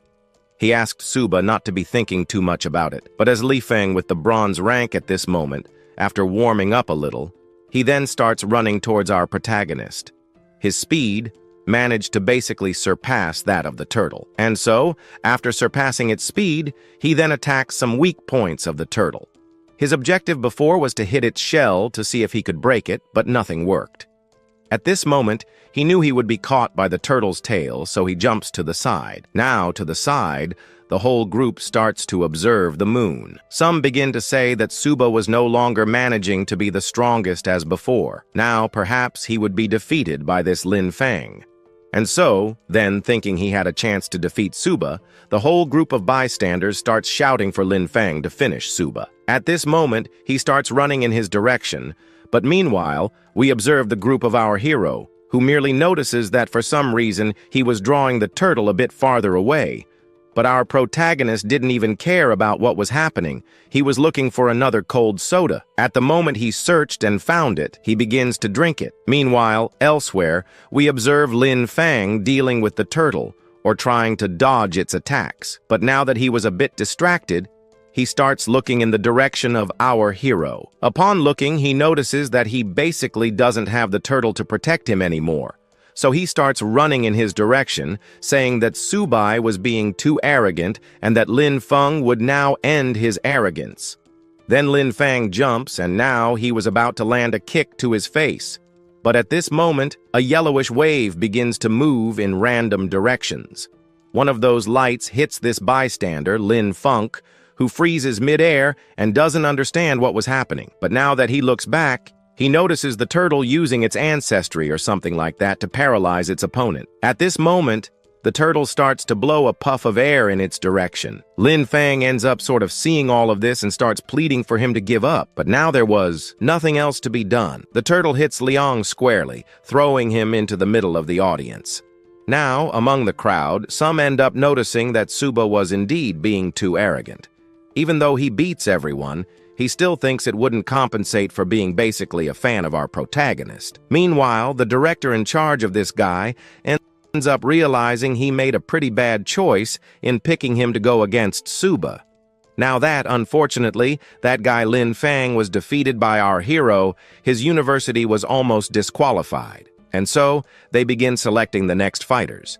These next fighters were from Fushan University. While they were being introduced, we then observed the professor commenting about this University of Ka, saying that maybe strength wasn't needed to beat them.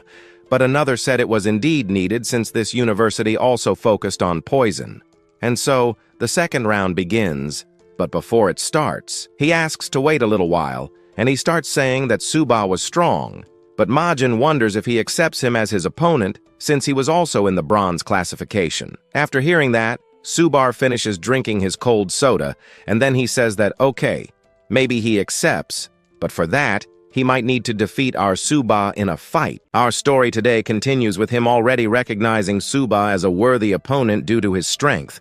Thus, he ends up saying that Su Bai still wasn't a match for our protagonist. However, he wanted to discuss some important matters regarding tamers. At this moment, Su Bai was merely stalling for time to use his ability. Our protagonist even noticed this and commented that if he let Su Bai gain time, his poison would certainly grow stronger, as poison users typically take a long time to activate their abilities. He then called for Sha, asking Sha to deal with his opponent. But by the time he realized this game, it was already too late. Su Bai activated his poison ability. For him, it didn't matter what type of tamer his opponent was, divine level or otherwise. Once his opponent was trapped in his poisonous mist, there was no escape. The poisonous mist completely engulfed Su Bai. From behind, we see our protagonist stating that it was too late, and there was no way to avoid this. Returning to his group, they commented that Su Bai had been reckless once again, and that now he couldn't do anything to help Xiao Ba escape the poisonous mist. On the other hand, the professor wondered what Su Bai was doing, but the director told her not to panic since the outcome had not yet been decided. Meanwhile, in the fight, the turtle was essentially holding its breath to avoid inhaling the poison. Nearby, the venomous tamer was running past Xiao Ba, thinking Su Bai couldn't see him through the mist. However, Su Bai could see him and wondered how long he would endure this poisonous mist. Smiling, he said that Su Bai had been reckless, ignoring his venomous abilities. Once he activated this venom ability, the fight would only end when he won. While this was happening, he glanced toward Su Bai and noticed that Su Bai was cultivating. He mocked him, saying that such cultivation was useless since he wasn't just facing a poisonous mist. He then demanded that Su Bai die already. Leaping at Su Bai with claws in hand, he prepared an attack. But just as he moved to strike, a shield appeared, defending Su Bai. The clever protagonist already knew that this guy was planning to attack him from behind, but it was all in vain. His opponent couldn't believe it. It was impossible. How could Su Bai defend himself so easily, even against his most powerful claw attack? At this point, he wondered how Su Bai managed to defend himself while in the poisonous mist. From a distance, the director explained that this was a confluence of origin. Not understanding, we watched as the director clarified. What Su Bai had just activated was essentially a high-level talent of an animal tamer. Only high-level tamers could do this. Su Bai had learned to transfer the defense of his domesticated pet to himself. Meanwhile, the protagonist was growing tired of being surrounded by the poisonous mist. It was greatly hindering his vision. At that moment, he called for Sha to appear. Looking up, he saw the mysterious shadow of Sha. Soon after, from afar, we observed someone flying. The screen showed who it was. It was the opponent of our protagonist. Seeing this, Su Bai's roommate realized how powerful Su Bai was since he managed to defeat a poison-type user of the venomous mist. Our future bride commented that Su Bai was incredibly strong, but to reach his level to get a little stronger. Meanwhile, we observed then the people who previously did not believe in the potential of our little protagonist are happy for the victory. Meanwhile, we see everyone shouting the turtle's name, but on the screen that presenter appears again. He ends up saying that the school University City Marcel Fuchan can no longer participate in the fight. And it is decided that they will automatically be disqualified from this championship. So then, today, he announces the winner of this championship. He from the Zhangzhou School of Martial Arts Su Bai, the winner of this championship.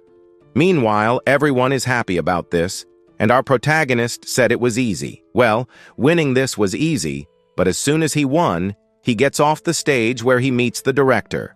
The director congratulates our protagonist, saying he will bring glory to the Zhangzhou University. But our protagonist didn't care about happiness or fame for his school. Instead, he wanted to know about some pills to help him in his cultivation, to make his pet even more overpowered and powerful.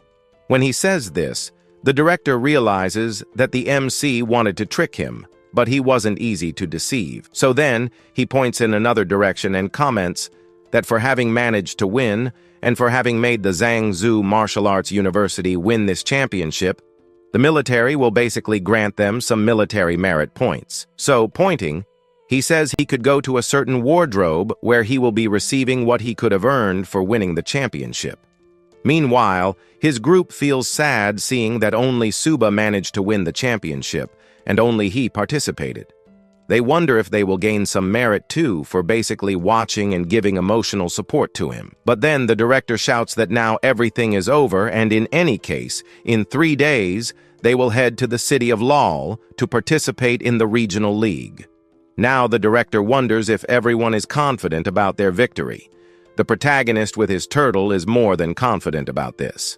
However then, he ends up kind of saying that now he would be leaving, so he asks all the students here to rest since in 3 days, they will have to prepare for the regional league. So, as he was about to leave before he could do anything, our protagonist stops him and ends up kind of saying, "And the matter of the resources?" Our protagonist didn't care about training or resting. He wanted good resources. The director already knew that the protagonist wanted to spend on him, so he ends up kind of saying that especially the protagonist needs to rest, as in 3 days he will be returning. He knows this old man was smart, but he needed it because his turtle was evolving at a slower pace. Meanwhile, outside the stadium, on the screen, we see someone announcing that the 100 Schools Provincial League has just ended and that the top 3 schools that won were our protagonists among others there, since what was important was that this championship had many geniuses appearing, but among them was a prodigy, our Su Bai. He alone managed to win the championship by himself, and in 3 fights, he defeated everyone without even losing once, and with that, they wish good luck to this Su Bai, since by becoming this strong, his country will be safer. Meanwhile, some girls passing by noticed that they should try their luck with Su Bai. However, after a good day of walking, he finally arrives at his training room, where he realizes that his parents are finally here. Then he takes out of his backpack our little cat, and at the same time, shbad, there he ends up saying he couldn't make the little cat climb the stick in the previous fights. But today, he will have to climb the stick. He ended up, in the end, earning some military merits, and with that, he exchanged them for some beast cores. However, he asks our little cat, he took it, where by taking it, he could evolve into a more powerful form, and at that moment, he grabs one of the pills he had in hand. As soon as he grabs that pill, he ends up placing it on the ground, where, minutes later, the little cat appears and bites it. But upon biting it, a bright and extremely strong light emerges from the little cat, startling our protagonist. A minute later, the system screen appears, saying that Hitten was a bronze-level monster, but he had evolved into a sharp golden white tiger. The bloodline of the white tiger of the sacred abyss is activated, which ends up granting a strong sacred wind. However, realizing that the evolution had occurred, he is happy to see that it also activated its sacred bloodline. Knowing that this evolution was still not its maximum, he places some of the remaining pills on the ground. As soon as the little cat sees it on the ground, it runs to eat it. He ends up asking it to eat it calmly. Now that it has eaten, he wonders if it will be able to evolve once again. But after a long time, he realized that no reaction occurred. However, something was supposed to happen since the pills were high-level silver beast core pills. At this moment, thinking that nothing was going to happen, a bright and strong light appears in front of him. He gets startled by it, but as soon as he looks ahead, he is shocked to see an extremely large beast in front of him.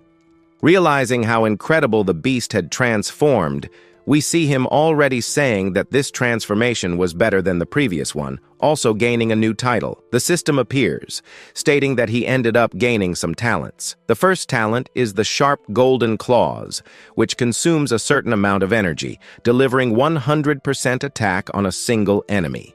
And if by chance the little cat attacks several opponents at once, its attacks end up increasing its strength by 2%. The second talent is basically the Sharp Golden Spirit, which consumes a certain amount of energy. However, now each attack carries a 200% tier effect, which can be enhanced with the Sharp Golden Claws to significantly increase the damage inflicted on its opponent. Finally, the third talent is the Golden Phantom Shadow, which drastically increases movement and attack speed by 300%. It can be used in combination with the Sharp Golden Claws. Looking at the little cat's system now, he realized it was worth giving it those pills. At this moment, he approaches Zai and says that he is a good boy. The league will now depend on our little cat's performance. Meanwhile, the scene is cut to the imperial capital, where we see that Su Bai was basically drawing the attention of other people. And then he asks his servant to investigate this. He realizes that it is possible that this turtle of Su Bai was likely stronger and more scandalous than a certain Fandaloo from a certain time. After hearing this from his boss, he ended up obeying. But here, 3 days later, we see them participating in the regional league. This time, a certain university more powerful than the others will pose a slightly greater challenge this month, as a certain prodigy student appeared this year. Meanwhile, Su Bai looked around and noticed the championship was too big. Meanwhile, we observe our director saying they were trying to intimidate Lu, but our protagonist didn't care about that. He looked to a corner and noticed that a certain part of the stadium was empty. The director ends up saying that that certain area of the stands was reserved for some of the students from a certain university who decided to attend only as spectators. Since they also won this championship through brute strength, the director said they would be losing some military points. Our hero ends up saying he will not win through brute force since he doesn't want to lose some military points. With military points, he can buy beast cores. While that was happening, we observed one of his colleagues not really believing that Su Bai was basically focusing on that, since this time everyone here participating in this field would basically have the opportunity to take part in the championship. Unlike last time, now they will have to wait a little, because they will need to wait for a draw. The boy ends up saying that they will draw lots for the universities that will be participating. Thus, the first draw revealed that it would be Low Marshall against University Versus and Futian Marshall against University Lin Vers. And so, the participants could start climbing into the ring, as the winners would have to fight against the University of Zhangzhou. Our protagonist would have to fight in the second round, which ends up catching his attention, knowing that he would have to wait a certain amount of time to finally participate in the championship. He feels sad about it, while the teachers tease him. However, they continue the test where the first university, Fukchan, is the first participant, defeating the other university, Lua Martial. The fight begins and takes several hours. 3 hours later, we then observe a girl announcing that the quarterfinals of the first round were completed, and now they were going to announce the results of the second round draw. The University of Zhangzhou was once again left out. Hearing this, everyone watching the championship became basically frustrated to see that the University of Zhangzhou had been left out of 2 fights, and they came here just to watch this fight. Some ended up pointing out that our protagonist wasn't doing anything, just sitting in the corner while eating peanuts and drinking that cold Coca-Cola. Then someone appears saying that perhaps the Lu University is afraid of facing our protagonist's university. It was very likely since everyone was avoiding him. At this moment, one of the directors appears, commenting that the University of Zhangzhou wasn't being completely excluded and that they would participate in the championships at some point. He asks them to continue.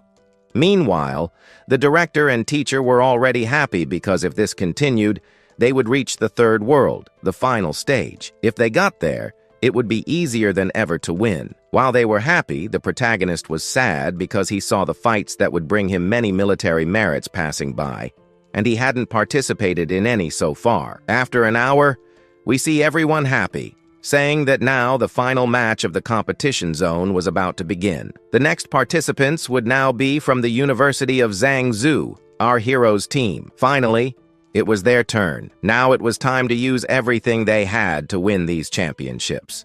Although they were lucky, they couldn't rely 100% on luck. The director ends up pointing to Lo and another to Ning.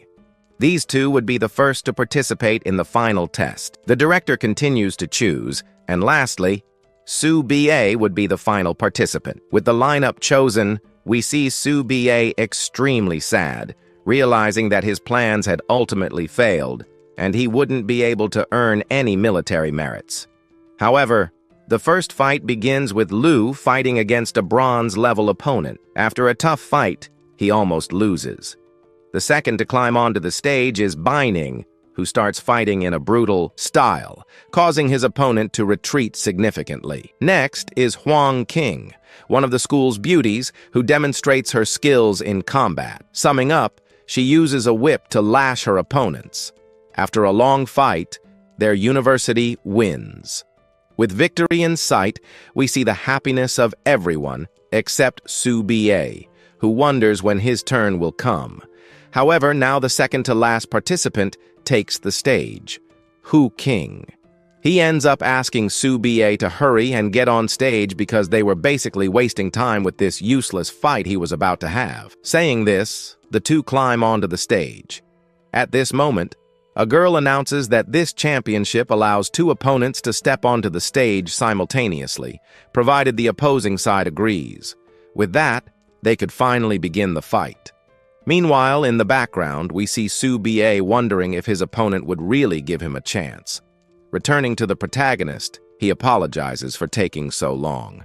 Then he activates his cultivation, showcasing his ability. His ability is a supernatural type, wood type. As he explains this, he begins moving his forces toward his opponents. He mentions that this type of ability won't last long, so he only needs to endure. Meanwhile, in the background, we see that the wood-type user's ability was something even he hadn't seen before. However, his ability allows him to defeat his opponents without much effort. The director in the background notices that his power had increased significantly. Meanwhile, the spectators also realize that he was a very promising individual from the University of Zhangzhou. However, they still believe that Su Bai was stronger than this guy, but that wasn't the focus. Returning to the fight, we find the two cornered. They realize that after a long time they still couldn't find even a single weakness. But at this moment, he then used his leaves to put an end to this game once and for all, throwing both opponents out of the ring minutes later. Then, after winning, Robert Vamos appears on the big screen, saying that he was among the penultimate to win this championship. Then he ends up stepping out of the ring. Din congratulates him, but adds that the true hero of the group was still about to step into the ring. This was our Su Bai. He can't believe it. A hero. He became a hero. However, the director ignores this and ends up saying that thanks to our protagonist, they managed to reach the finals. Having fought, they are exhausted, so he asks his students to rest since they still have another fight ahead. Because of their participation, the military will grant him some very good rewards that will help them in their training. At this moment, Su Bai realizes that he will have to return empty-handed. He will need to find a way to obtain resources. Meanwhile, at the Lin family mansion, we see the girl training, but he ends up appearing and telling her to stop training for a bit because it was time to eat. She tells her uncle to wait a little longer. After seeing Su Bai participating in the championships, she started training a bit more herself. She didn't even take a single day off to rest. Meanwhile, there were some important things she could have been doing, but she only wanted to focus on activities that would help her training progress faster. Her uncle ends up feeling a bit sad because there were basically important matters for her to address, and for some reason, she ended up refusing specific marriage proposals with some powerful individuals who could have helped her clan evolve perfectly. However, she declined them all with a single word. He doesn't really know what Su Bai gave her to make her reach this situation. And today, we bring you a new continuation of our story. So it continues the next day, or rather, 7 days later. We see him arriving in the magical city. In this place, there were many people, including some very happy ones, surprised by the location they found themselves in. Some were even more astonished seeing this university up close than on the internet. While some found it luxurious, our protagonist, on the other hand, thought that whoever built it spent billions and billions of an. For him, it was a waste. More than just billions, the materials alone cost 1.8 billion. Not to mention the gate, which was constructed in just 1 day with the help of some gold-level specialists, a few silver-level ones, and some regular workers working together. Yet, the director commented that what they did was just a simple thing. He recalled that Magic CS built this school gate to show everyone the spirit that only the strongest trainers could be here to protect the weaker ones. As he was walking, someone appeared at the gate and thanked him for coming to their university. He then introduced himself as Zhang Ming, the vice president of the student council, and welcomed them to the martial arts university. After giving his welcome, he asked them to follow him. That said, we then returned to those two at the back, who commented that this university was mocking them for only sending a vice president to invite their school director to come and visit Magic Soar's university. This left him irritated since he bet that if it were someone from the Imperial Martial University, the director of that university would likely come personally to invite him. Ignoring these two completely, they entered, where we see our heroes surprised by the size of the construction. The director commented that this was the training field of this university. Soon, our protagonist pointed out that if their university had this training field, they could train people to reach silver level in just 1 year. This comment irritated the director, but he said nothing because the vice president interrupted him, saying that this was the hotel where they would be staying. On the first floor, they could eat as much as they wanted. Just go there. Entering the cafeteria, they could eat wild monster meat prepared by the best chefs. Whoever ate it would experience a massive evolution in their training, significantly accelerating their growth. And the best part was, there was no limit. You could eat as much as you wanted. This made our protagonist even more interested in the school. But now he asked the vice president if everything was truly unlimited. The vice president, responding, said that he had come from afar, and people who come from afar couldn't simply stay in a fancy place like this and go hungry. In summary, he could go inside and eat to his heart's content. Then he left, saying that char and X-pie were basically a good meal a little while ago, leaving the director and vice president baffled as to why he went in that direction. Ignoring this, they wondered if this junior was starving for some reason.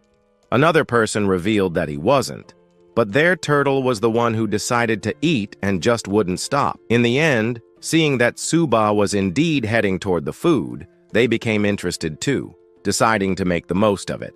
Everyone rushed because they didn't want to go hungry that night, so they went there. But now the scene cuts to another day. We then find our protagonist entering the stadium.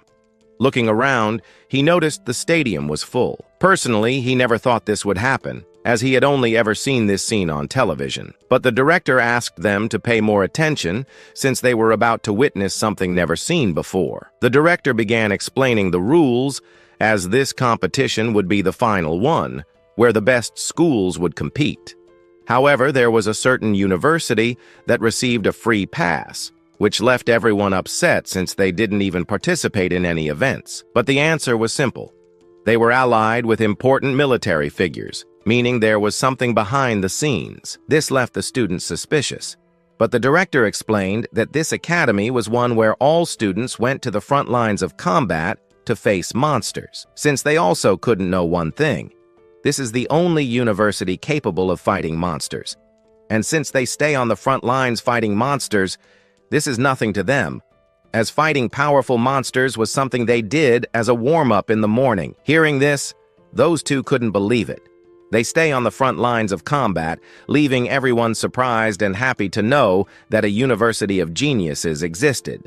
Thus, the director concluded by saying that now they couldn't back down, as this championship was filled with talent. He especially warned them not to underestimate anyone, and especially Su Bai. Now, Su Bai will be taking the lead, and the one who was supposed to be considered the leader before will now be the anchor of the team. After all, with these two leading the team, the Zhangzhou Martial University will win this competition more easily than they had imagined. However, a girl appears on the big screen, telling everyone to calm down because the finals of the 100 schools tournament are about to begin. She asks all event participants to appear, as the draw event is starting. Once the school is drawn, they will be able to participate in 3 universities simultaneously. After the draw ends, the director is happy to see that, in the first round, they somehow did not face any schools yet, but they ended up against a university called Okama,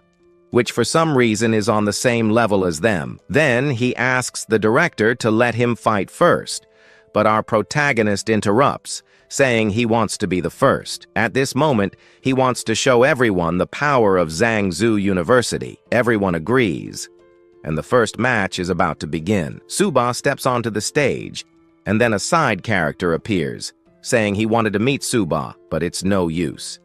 This university only managed to get here, but it will only go this far. Now, the strongest will defeat our protagonist. At the end, the opponent asks our hero to make the first move. Su Bai calls for Sha to appear and end it quickly. Taking out the Pokeball, Sha emerges, letting out a loud roar. When the turtle is revealed, the audience goes wild, seeing that Zhangzhou University sent a beast tamer to fight in this championship. Moreover, seeing that turtle up close, it looks slightly larger than they had seen before. While some find the creature cute, they wish Su Bai good luck. The opponent, who had been a bit arrogant until then, is left in disbelief. Now he realizes this monster is much bigger than he thought. Before, he thought it was small. Looking closer, it's a titan. But before the fight starts, our protagonist just wants to enjoy his peanuts and Coke.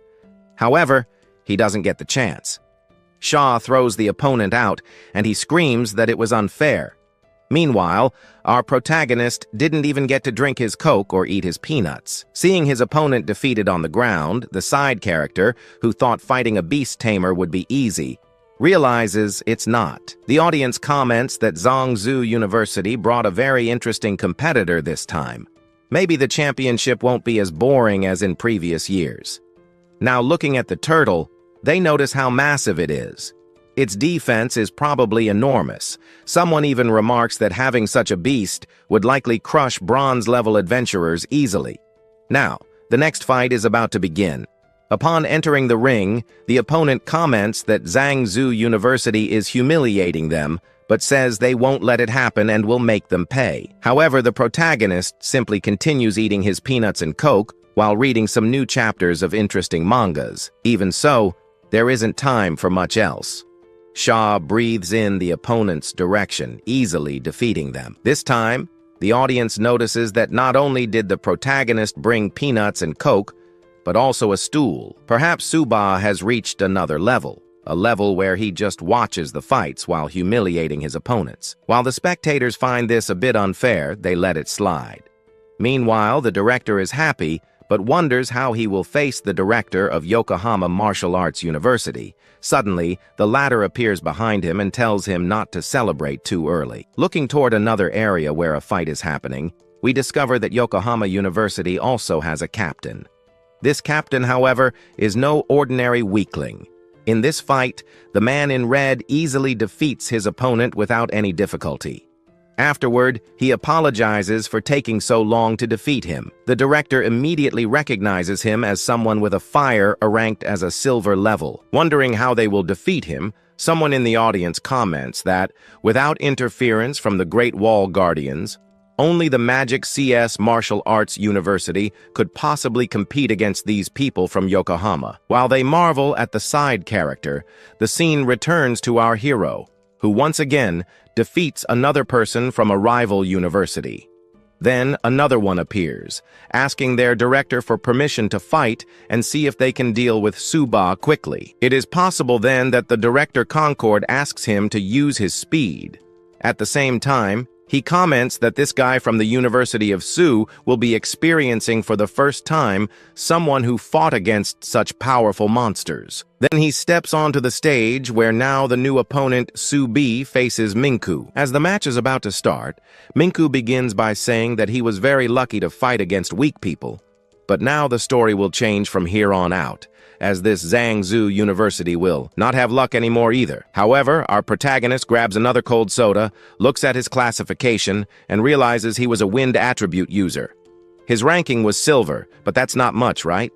He heads to the bar as quickly as possible and messes around with that guy over there so that the fight would end as quickly as possible, leaving this guy completely irritated. After getting irritated, the guy demands that at least this turtle and Su Bai feel the power of the wind. At that moment, someone who was at the silver level was about to put on quite a show for a certain guy who so far had considered himself the strongest and most arrogant. At that moment, he launches that wind in Su Bai's direction, but Cha interferes and steps in. However, this guy knew that this mere wind would not take down that turtle. So he moves in his direction and starts using wind cuts to take down our Su Bai once and for all, as his speed couldn't compare to the other extras he had fought before. Then he wishes for Su Bai to go to another world. He now launches a cut in our protagonist's direction. That wind will make him feel the full force of it, as if placing him where he always belonged, in the trash. Thus, the cutting wind heads in his direction and hits him completely. At that moment, smoke begins to rise, obscuring the entire scene. After those wind cuts, he apologizes, saying he went a little overboard with the cuts, and apologizes for that. He adds that once he returns and rests, it's likely he'll have a rematch with this guy in the future. But as the smoke clears, our protagonist is seen standing completely fine, leaving him puzzled. Looking at him, he realizes he used skill synchronization. How is that possible? He essentially learned the ability of the tamer Lao, one of the strongest tamers in the world. The wind ability user finds it interesting to see that he was overly confident in his own abilities. So, since he really wants to play with speed, he calls out to our Shay and asks him to enter. He then pulls out a little kitten, as he also wants to play along with speed. Finally, he says Shay can finally come out of the bag to fight, As soon as he reveals the kitten, everyone clearly goes wild, including that guy mocking Su Bai for bringing a kitten to the fight. He even asks if he's joking with him. Soon, the audience watching is also surprised to see that Su Bai is bringing Shay to a fight. Perhaps it's some joke he's playing on his opponent. Taking the joke aside, they start finding the kitten a bit cuter than normal, with some even wishing they had one like that. Meanwhile, his group begins to wonder what Su Bai was doing there. After previously mocking his opponent, he now brought in a pet. This suggests his mockery has reached a new level, as he even brought a pet to the fight.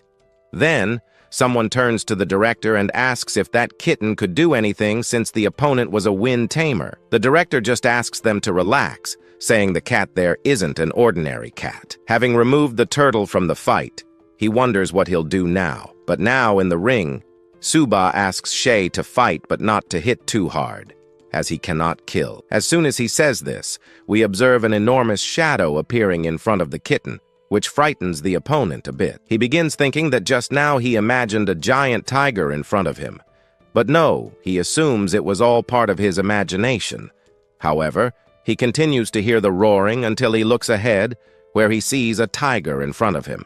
He is startled by this and shouts that there is a tiger in the ring. As the tiger faces this guy, they start to fight. In the background, we just see people watching the fight. Some realize that it's a white tiger, while others comment that they've only seen such a tiger at the zoo, but never one of this size. We then return to his group, where one of them can't believe it, a kitten turning into a tiger. What did Su Bai do to make that happen? Soon, one of the smarter ones comments that Su Bai must also have a second pet. He is surprised, and his group is even more so, as it's difficult for a silver-level tamer to tame such an animal. How could he tame an animal if he isn't even at the silver level?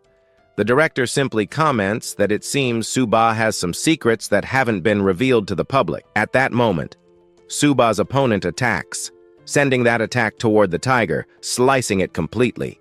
At this point, thinking he finally defeated the tiger, he realizes he didn't succeed because what he cut was just a hologram of the tiger. Only later do they question how a tiger can be so fast and how it can also surpass the wind ability. He can't believe such a thing while watching the tiger circling beside him. But then, he looks to the other side, where he sees our protagonist sipping his Coca-Cola while simultaneously eating his ham sandwich. Now that he found him, and the tiger was distracted using its maximum speed, he could take the opportunity to defeat him.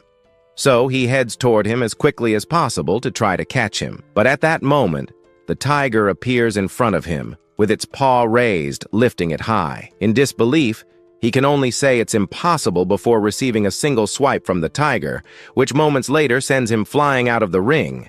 He lands near the ring, causing a massive explosion outside. Now, everyone celebrates and comments that Su Bai has once again defeated a new opponent. The crowd is left speechless, seeing how a bronze-level fighter defeated a silver-level one. They also fail to notice, as does Su Bai, the near-complete mastery he has over his animal. One of the girls in the audience notices that the tiger cat, for some reason, seemed a bit stronger than that turtle. But at this moment, no one wanted to comment on it, as no one dared to test the strength of the two animals. So, they simply end up shouting Su Bai's name. Meanwhile, the scene shifts to the judges, where some of them ask who this Su Bai is. Some comment that Su Bai is from JZU University, a name they had never heard of before. They also note that the fight they witnessed was incredible, saying even the best students from the strongest university couldn't compare in strength to him. Now it becomes clear that this year, ZZU Martial Arts University has created a monster, and it's highly likely he will reach the Pleta mark, a level no adventurer has ever reached in this world. Meanwhile, the scene transitions to a resting area, where we find two people talking about that guy, the country bumpkin who keeps defeating everyone with his two pets. This bumpkin supposedly only entered to get access to the buffets and fancy places, yet no one like him has ever been seen before. At this moment, we see someone in the background saying they should let that guy enjoy himself for now. He seemed arrogant when facing weaker opponents, but once he steps into the ring for the semifinals, It's very likely he'll end up humiliating Su Bai. Then Zuar comments that he'll beat him to death since at this point, they realize that aside from humiliation, this bumpkin has been stealing all the fame for himself, something they're not happy about. All continues with that extra trying to mock the protagonist, just as the protagonist of Zangu University managed to defeat another opponent, like Tigran. Shortly after, he easily knocks down another opponent, throwing her out of the ring.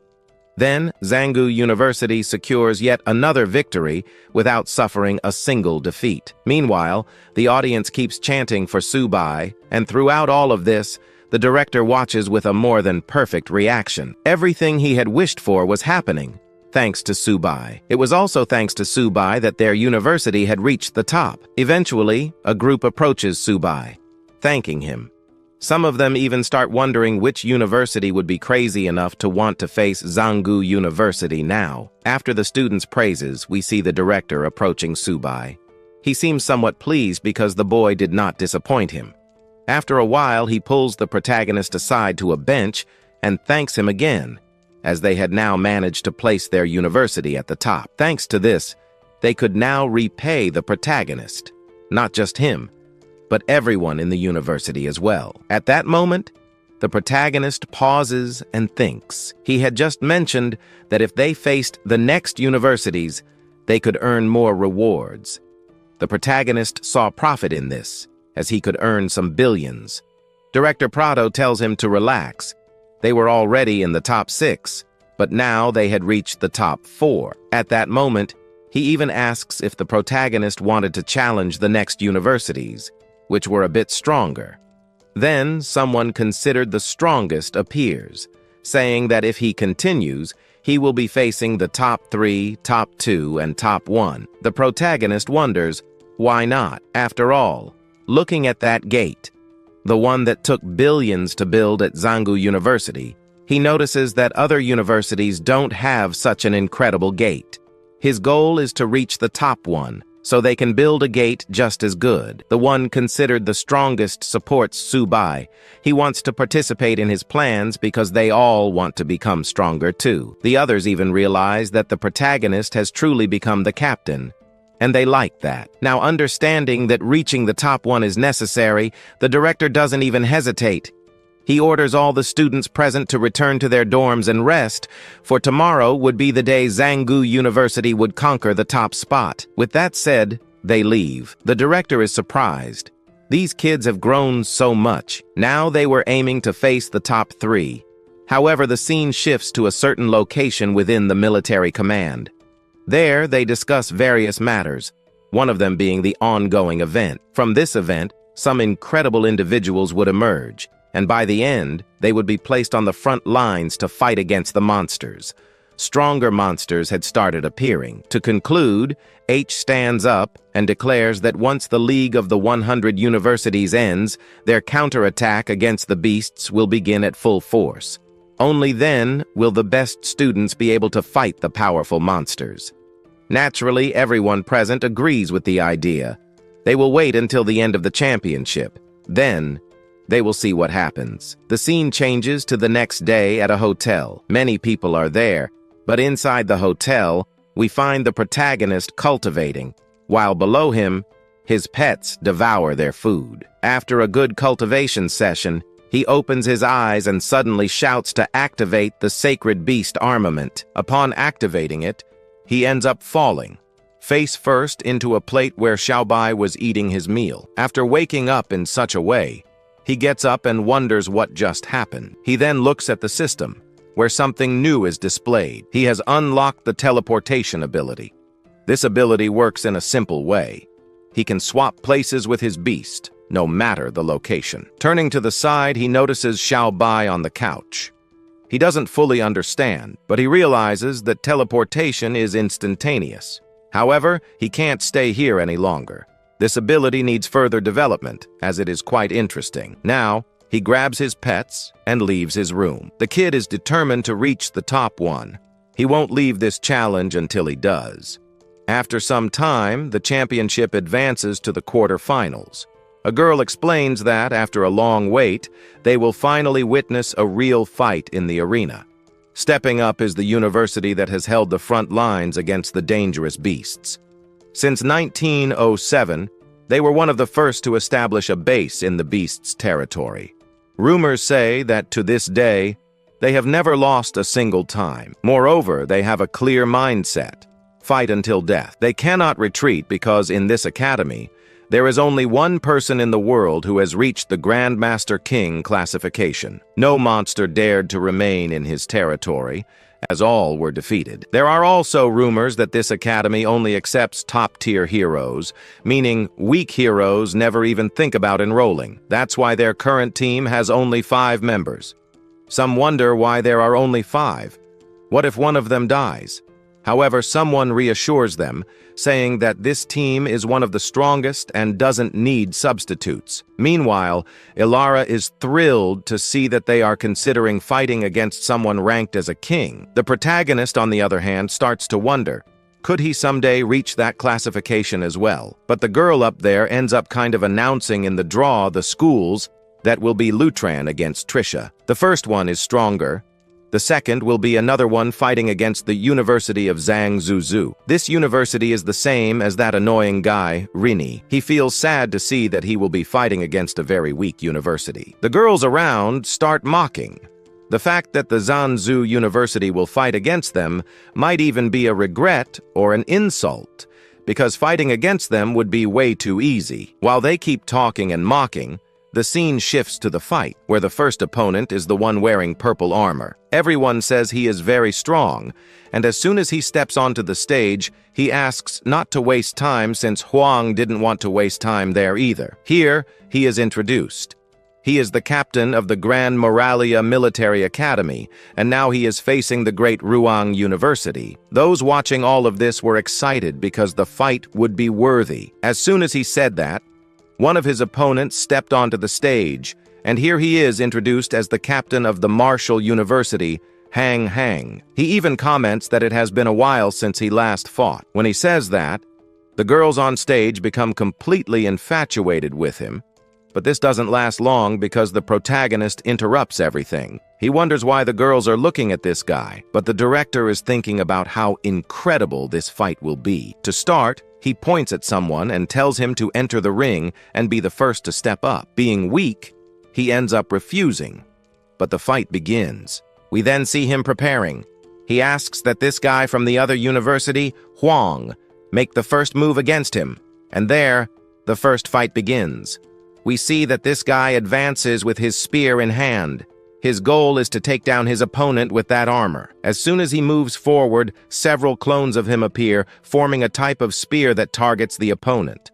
However, that doesn't work at all because he manages to dodge and defend himself from every move. Now, looking at them, they realize that Huang used extreme speed to try to defeat his opponent, but it seems that even that was not enough. Observing from the background, the protagonist notices that their strength is at mid-level silver, while his own strength is at mid-level bronze.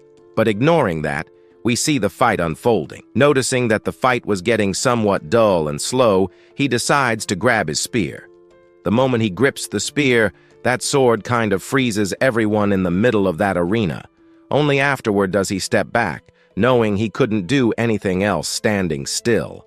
Now, we see the director saying that this power used is one of his strongest. After all, he even used this power to kill a diamond-level monster, and it also forced Wang to stop fighting against him. While others comment that his ability is one of the best, we then see that guy down there getting more and more irritated. To end the fight, he will use his ability. Using this ability, he charges toward his opponent. But at that moment, when he does this, he prepares his spear. Now, up close, he realizes that his opponent wanted to have a direct confrontation. He now considers it certain that he will lose this fight. Then both of them seemingly agree. An explosion happens. What we see next is Wang being thrown into the air. He was easily knocked down. Looking at the scene, they now realize that the guy used the blade on the back of his sword. If he had used that other blade, most likely, Wang would now just be a corpse. As everyone comments that he just lost, we see him in the arena with his weapon all bent. Then, he stands up and admits that he really lost, and cannot fight anymore. Thus, it is announced that the first fight had its first winner, and the winner was from the martial military school. But looking at him, it is clear that Huang's attack was not weak. He even trembled a little. Now that the fight is over, we see them commenting that the first battle has ended. However, the director interrupts them, saying that they will be next. He then asks Lu Hong to get ready because they are the next ones stepping onto the stage. As they step onto the stage, Rod comments that if he happens not to be able to defeat his opponent, it would be simple, just give up. After all, within the group, there were people eager to fight in this tournament. He then advances confidently. The second fight is about to begin. Looks at him, he knows this fight will be interesting. He even thinks about playing around with this guy a little. However, before he can say anything, the opponent states that this will be his end. He is going to lose right now. Then he charges forward with his sword. But before he could grab him, he dodged to the side, and as soon as he dodged, he managed to make several cuts. Only after making the cuts did he comment that he needed to endure a little longer because he hadn't finished playing yet. The guy got up and went toward him again, but he dodged the attack and made some more cuts on him. At that moment, the director appeared, thinking of throwing something there to make him give up. But the protagonist interrupted, saying to wait a little since he was putting his dignity on the line to defend Zhanzhou University. After saying that, we see him on the stage, practically defeated. He only asked him to admit defeat, but he said that Zhu University would never stoop to that point. Since he refused to admit defeat, the protagonist took his sword and stabbed him a little. However, he would never take a step back. If that was the case, he wanted to see how far this guy could go. But after several blows, he could no longer hold on. He didn't want to give up, but his body gave up on its own. He blacked out and then fell to the ground. After the fight ended, the woman announced that the first opponent to be defeated was from Zhanzhou University. Meanwhile, people on the stage commented that there was no need for such torture. But ignoring that, the protagonist started preparing since the next fight was about to begin. The one stepping onto the stage now was Bain Ning. He wanted to avenge his companion, who had been humiliated in front of everyone. As soon as he stepped onto the stage, that guy started mocking him, saying he had found his next toy to play with. And so the second round began. The moment it started, he charged toward his opponent with his sword. He tried something, but once again his opponent dodged his attack with ease. Dodging the blow, he quickly stood up in a swift motion that almost got him, but he managed to defend himself for a few minutes. In the background, we see the fight unfolding. Both were practically on the same level, but from a distance it seemed like it would end in a draw. Meanwhile, some people commented that they smelled a strong scent of blood. The reason was simple. In the fight, both were cutting themselves to win. He started messing with his opponent's head, but it didn't do much. So Ray launched a strike that almost hit him, but he managed to dodge, disappearing. He wondered where he had gone until, a moment later, he appeared behind him. He was about to be caught, but he used his sword to defend himself. At this point, looking at him, he asked him to give up. His level was bronze. What was a guy like that doing in the ring? To be specific, he had already played around with him enough, but now it was time to end. He grabbed his sword for a powerful finishing strike. He told Zhanzhou University to go back to where they came from. But to win, we see him taking his sword and moving slowly until he managed to pierce him. He had pierced him and also himself. His opponent, now in this situation, was surprised and wondered if he was trying to kill himself. On the other hand, he started laughing and then said that if he were really going to die, he wanted to take him down with him. After all, he was intimidating the weak. If he was really so afraid of the weak, then why now was he begging him not to do this? He then started shouting for someone to come and save him. At that moment, someone appeared from the background and interrupted the attack. He placed his hand there, signaling that the fight had been interrupted. After it was interrupted, Zhanzhou Martial University admitted defeat. On the big screen, they couldn't believe it. Seeing this, the director ran onto the stage and went toward Niang. After that, the director of Zhanzhou University commented that the other university's director had made a stupid decision by allowing his fighter to risk his life like that. But as he was saying that, we see the director commenting that he had made it to the top 4. However, reaching the top 4 meant nothing. It wasn't a joke. After all, the top 3 and top 2 already belonged to specific universities. As they left, they commented that everyone inside Madura University was completely insane. Instead of resolving this fight here, he ends up commenting that it would be better to settle this fight in the arena. Knowing that none of his students are strong enough, he shouts for Su Bai. He asks for Su Bai to step onto the stage and only then wreak havoc on this university. He can hit as much as he wants. If that's really what they want, then so be it. The protagonist claps his hands and says that, yes, he is doing them a favor by causing destruction in this other university. He is taken away to another location. Meanwhile, we see the directors commenting that he was a hero. He put his honor first, which means that everything was worth it. Elsewhere, he asks the director to let him step onto the stage because he wanted to take down those trash from that university. Zangu tells him to relax because his opponent is a little stronger.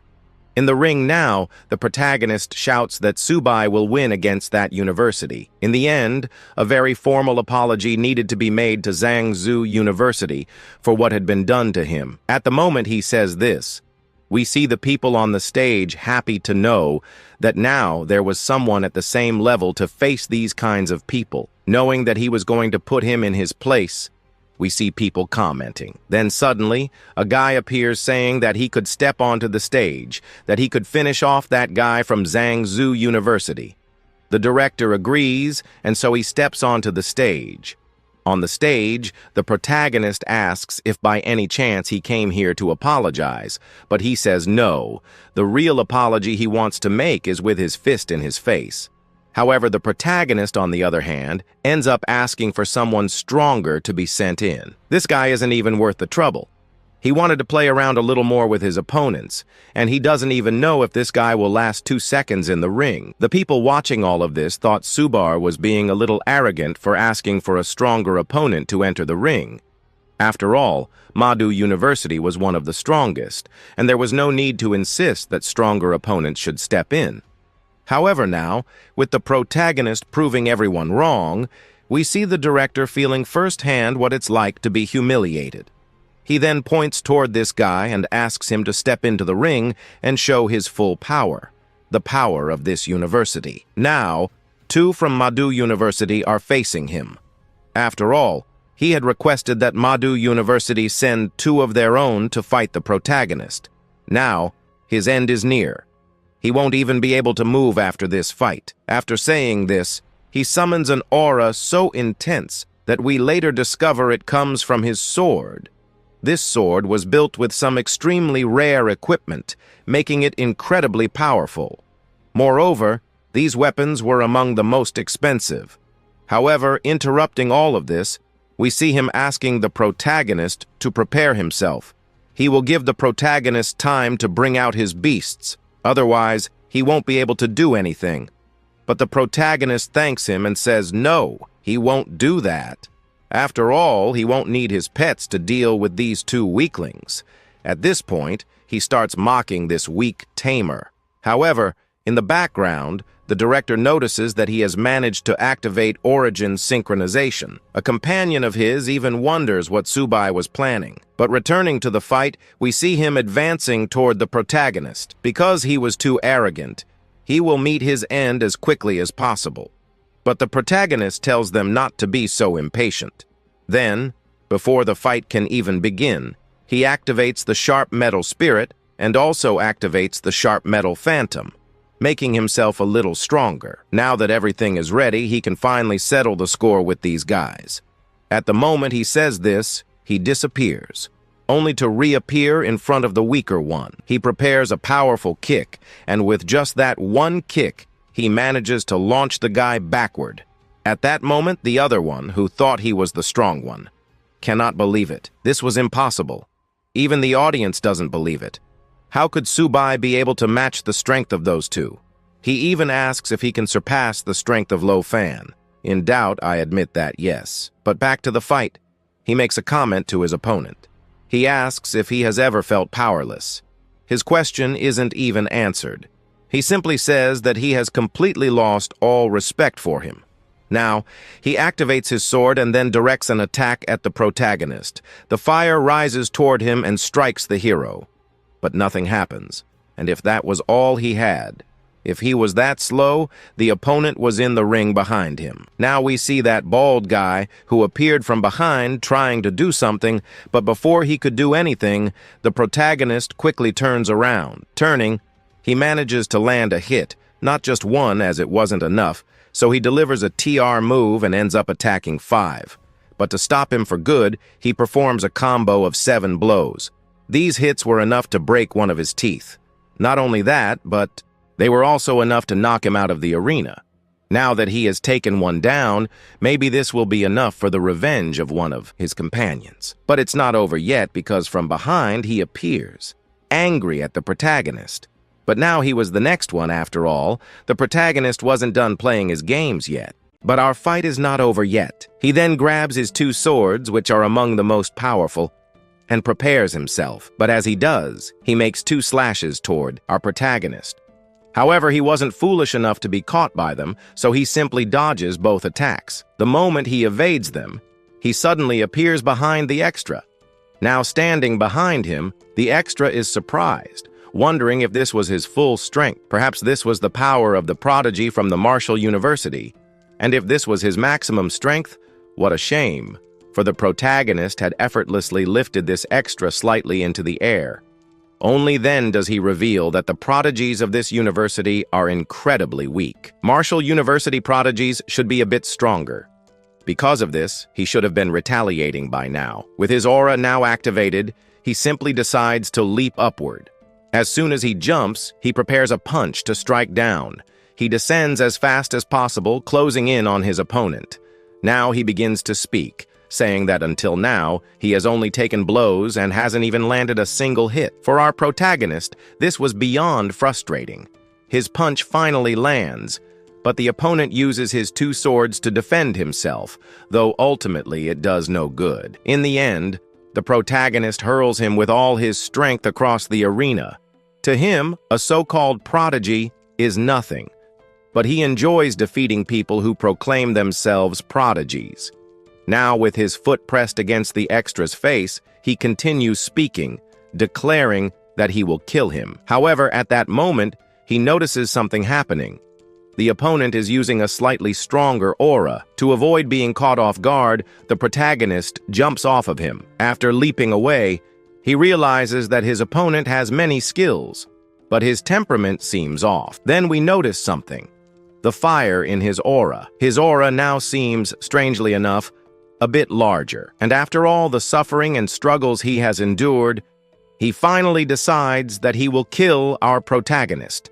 It seems that Xin Huan has finally chosen to use a killing move. Perhaps Su Bai went too far with his provocations. This looked dangerous, so much so that even the director realized that Xin Huan had lost control and was using everything he had to win. At that moment, Xin Huan charges at him with full force, declaring that he now wants our protagonist's life. Finally, the protagonist thinks things are about to get interesting. After Xin Huan jumps, he closes in on our protagonist. However, our hero, merely observing, doesn't even use his hands to block the attack. Instead, he stops the opponent's sword strike with his face alone. Holding the attack back, the opponent begins to scream. This was impossible. There was no way someone could stop his twin swords like that. Perhaps he even thought that in his past life, our protagonist had been some kind of powerful turtle. But our protagonist simply questions what that even has to do with anything. Right now, he just needed to land the final blow. He prepares a punch, and after gathering his strength, he delivers it with full force toward the extra. The opponent is sent flying backward, and at the same time, his swords go soaring to the ground. The swords land forward, and outside the arena, the so-called prodigy from Martial University, Xin Huan, falls. Now that the fight is over, we turn to the directors, who had been watching. They now understand that Su Bai is truly terrifying.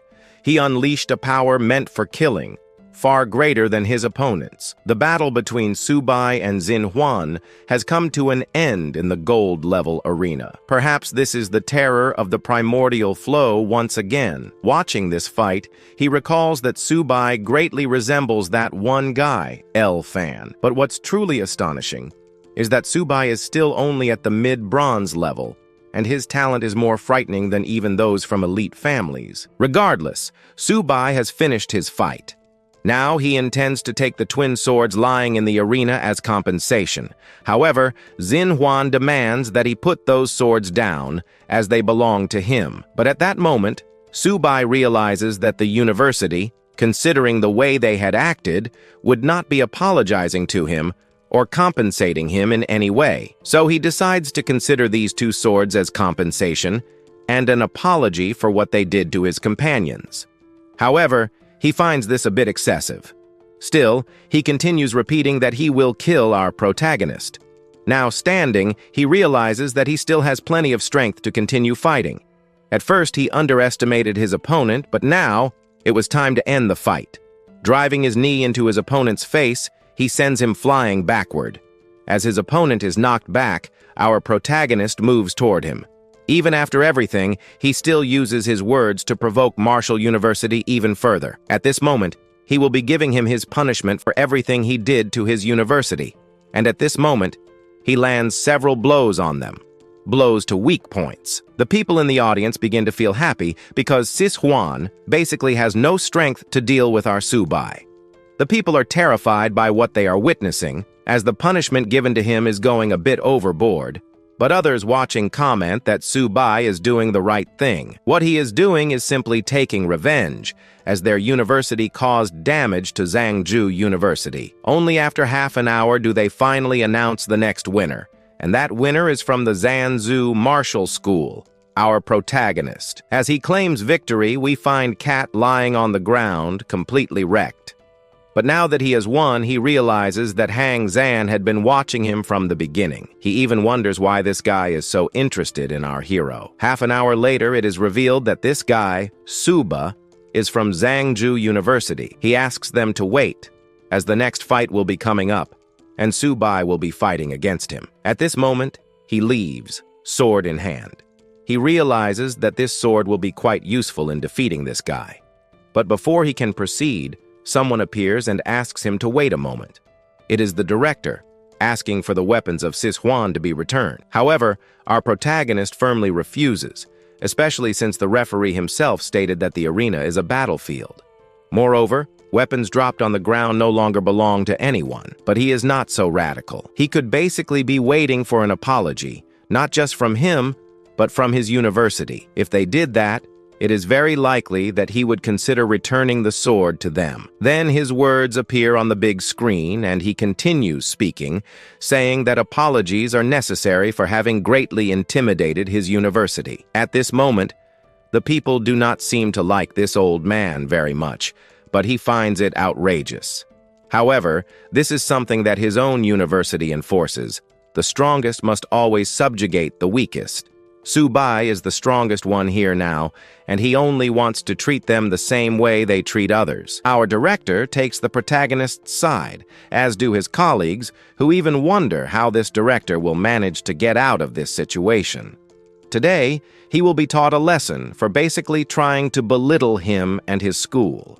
Then, the director begins to release an immense aura, but our director Prada thinks this is not good at all. So he asks Su Bai to move away as quickly as possible. But then, the guards appear, questioning whether he is really attacking a student like him.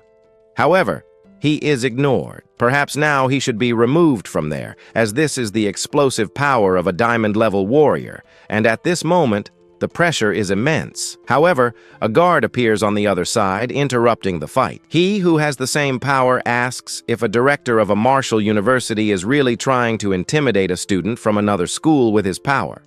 They ask if he does not feel ashamed, but since he holds a certain merit in this university, he orders him to leave. However, realizing that he was trying to harm one of his students, he unleashes all his power on this director, but before anything can happen, a lightning bolt strikes between the two. The one who appeared now is Zal, a Lord-level specialist. As soon as he arrives, he looks up, surprised, wondering why the Lord is here. He simply opens his mouth and says that he has been away from this university for a long time, but upon returning, he wonders what has happened. How he managed to turn an event into chaotic disorder. He questions how he even has the audacity to attack the newcomers. They ask if he feels no shame in doing so. At that moment, he just falls to his knees. However, he had been watching our protagonists fight and realized that he was quite impressive. But in the name of the Martial University, he ends up apologizing for this warrior here. Those there did not want to apologize for this guy, but as for the other, they are surprised. However, they also comment that this was a motto of the university. The strongest remain at the top, and they are the ones who move the nation. But our protagonist has the same potential as Luo Fan, which means he is worth protecting and also possesses maximum strength. His strength is very likely capable of protecting a nation. Over the years, the Martial University has neglected its responsibility to protect the strongest, but to him, this is a grave mistake. Then, he withdraws. It ends by saying that the birthday boy, Zhang Zur, won this match, and also that those twin swords will be given to our protagonist. Our protagonist, on the other hand, ends up learning a lot from him, Guy, so he will be following his mottos from now on. He realizes that he was quite impatient to be a director, so he asks him to go to the Martial University and become an instructor for new students. But soon, the next events will take place here. A new championship will be happening, where the next universities will be stepping into the ring. The first one is Zhanggu University. The next ones are also among the best. But now that the arenas will recover, they realize that Su Bai was one of the most interesting guys in this championship. It is very likely that he is the most important competitor here now. Returning to his group, they thanked Su Bai for bringing honor back to Zhanggu University. On the other hand, the protagonist did not want so many compliments. However, the director was surprised that during this event, Usal also appeared, which means that Zhanggu University is making a name for itself. But soon, they will be facing the Martial Military University, which will send its strongest force, as this was Ran's Ong. So the director asks Su Bai to go and rest for a bit since the finals are approaching. However, he refuses, especially because he has just brought glory to Zhanggu University. But now he kind of wonders, so where's my present? He is then told that there are only 2 silver-level beast cores to give him, and that would also be a gift for him. Knowing that he will receive a good reward, he thanks the director. The director, on the other hand, realizes that he takes great advantage of the situation. Hours later, the next participants step into the ring.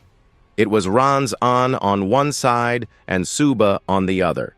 For now, the final event is happening. Some even comment that Su Bai will win this, but others argue that Ran's will take the championship more easily.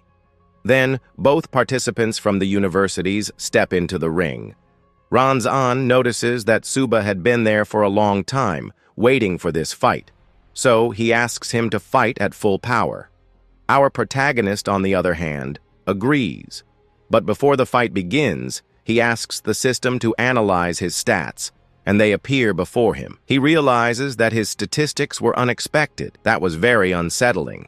However, for now, he wonders what was going on. Then he asks him to pay a little more attention to the fight, thinking he is in too much of a hurry. They start fighting, and he then calls out to Ran's After that, he asks him to show his full power because, with it, he can dodge every attack. We see this happening, but after dodging, he moves toward him, only to realize that Ran's was hiding his true power when he fought against Huang Yang. The directors of the championship are surprised to see that he was concealing his real strength. Some people in the background even thought that, at first, his weakness was just speed, but now it is quite clear. Ran's has no weaknesses in speed, strength, or defense. Among the younger generations, Han Nan is indeed the most relentless force. Unless someone of a higher-ranking realm appears to take him down, no one will be able to secure victory here. Now they realize that Zhanggu University may have to settle for second place. Su Bai does not seem like he will go much further, but he asks him to withstand this punch.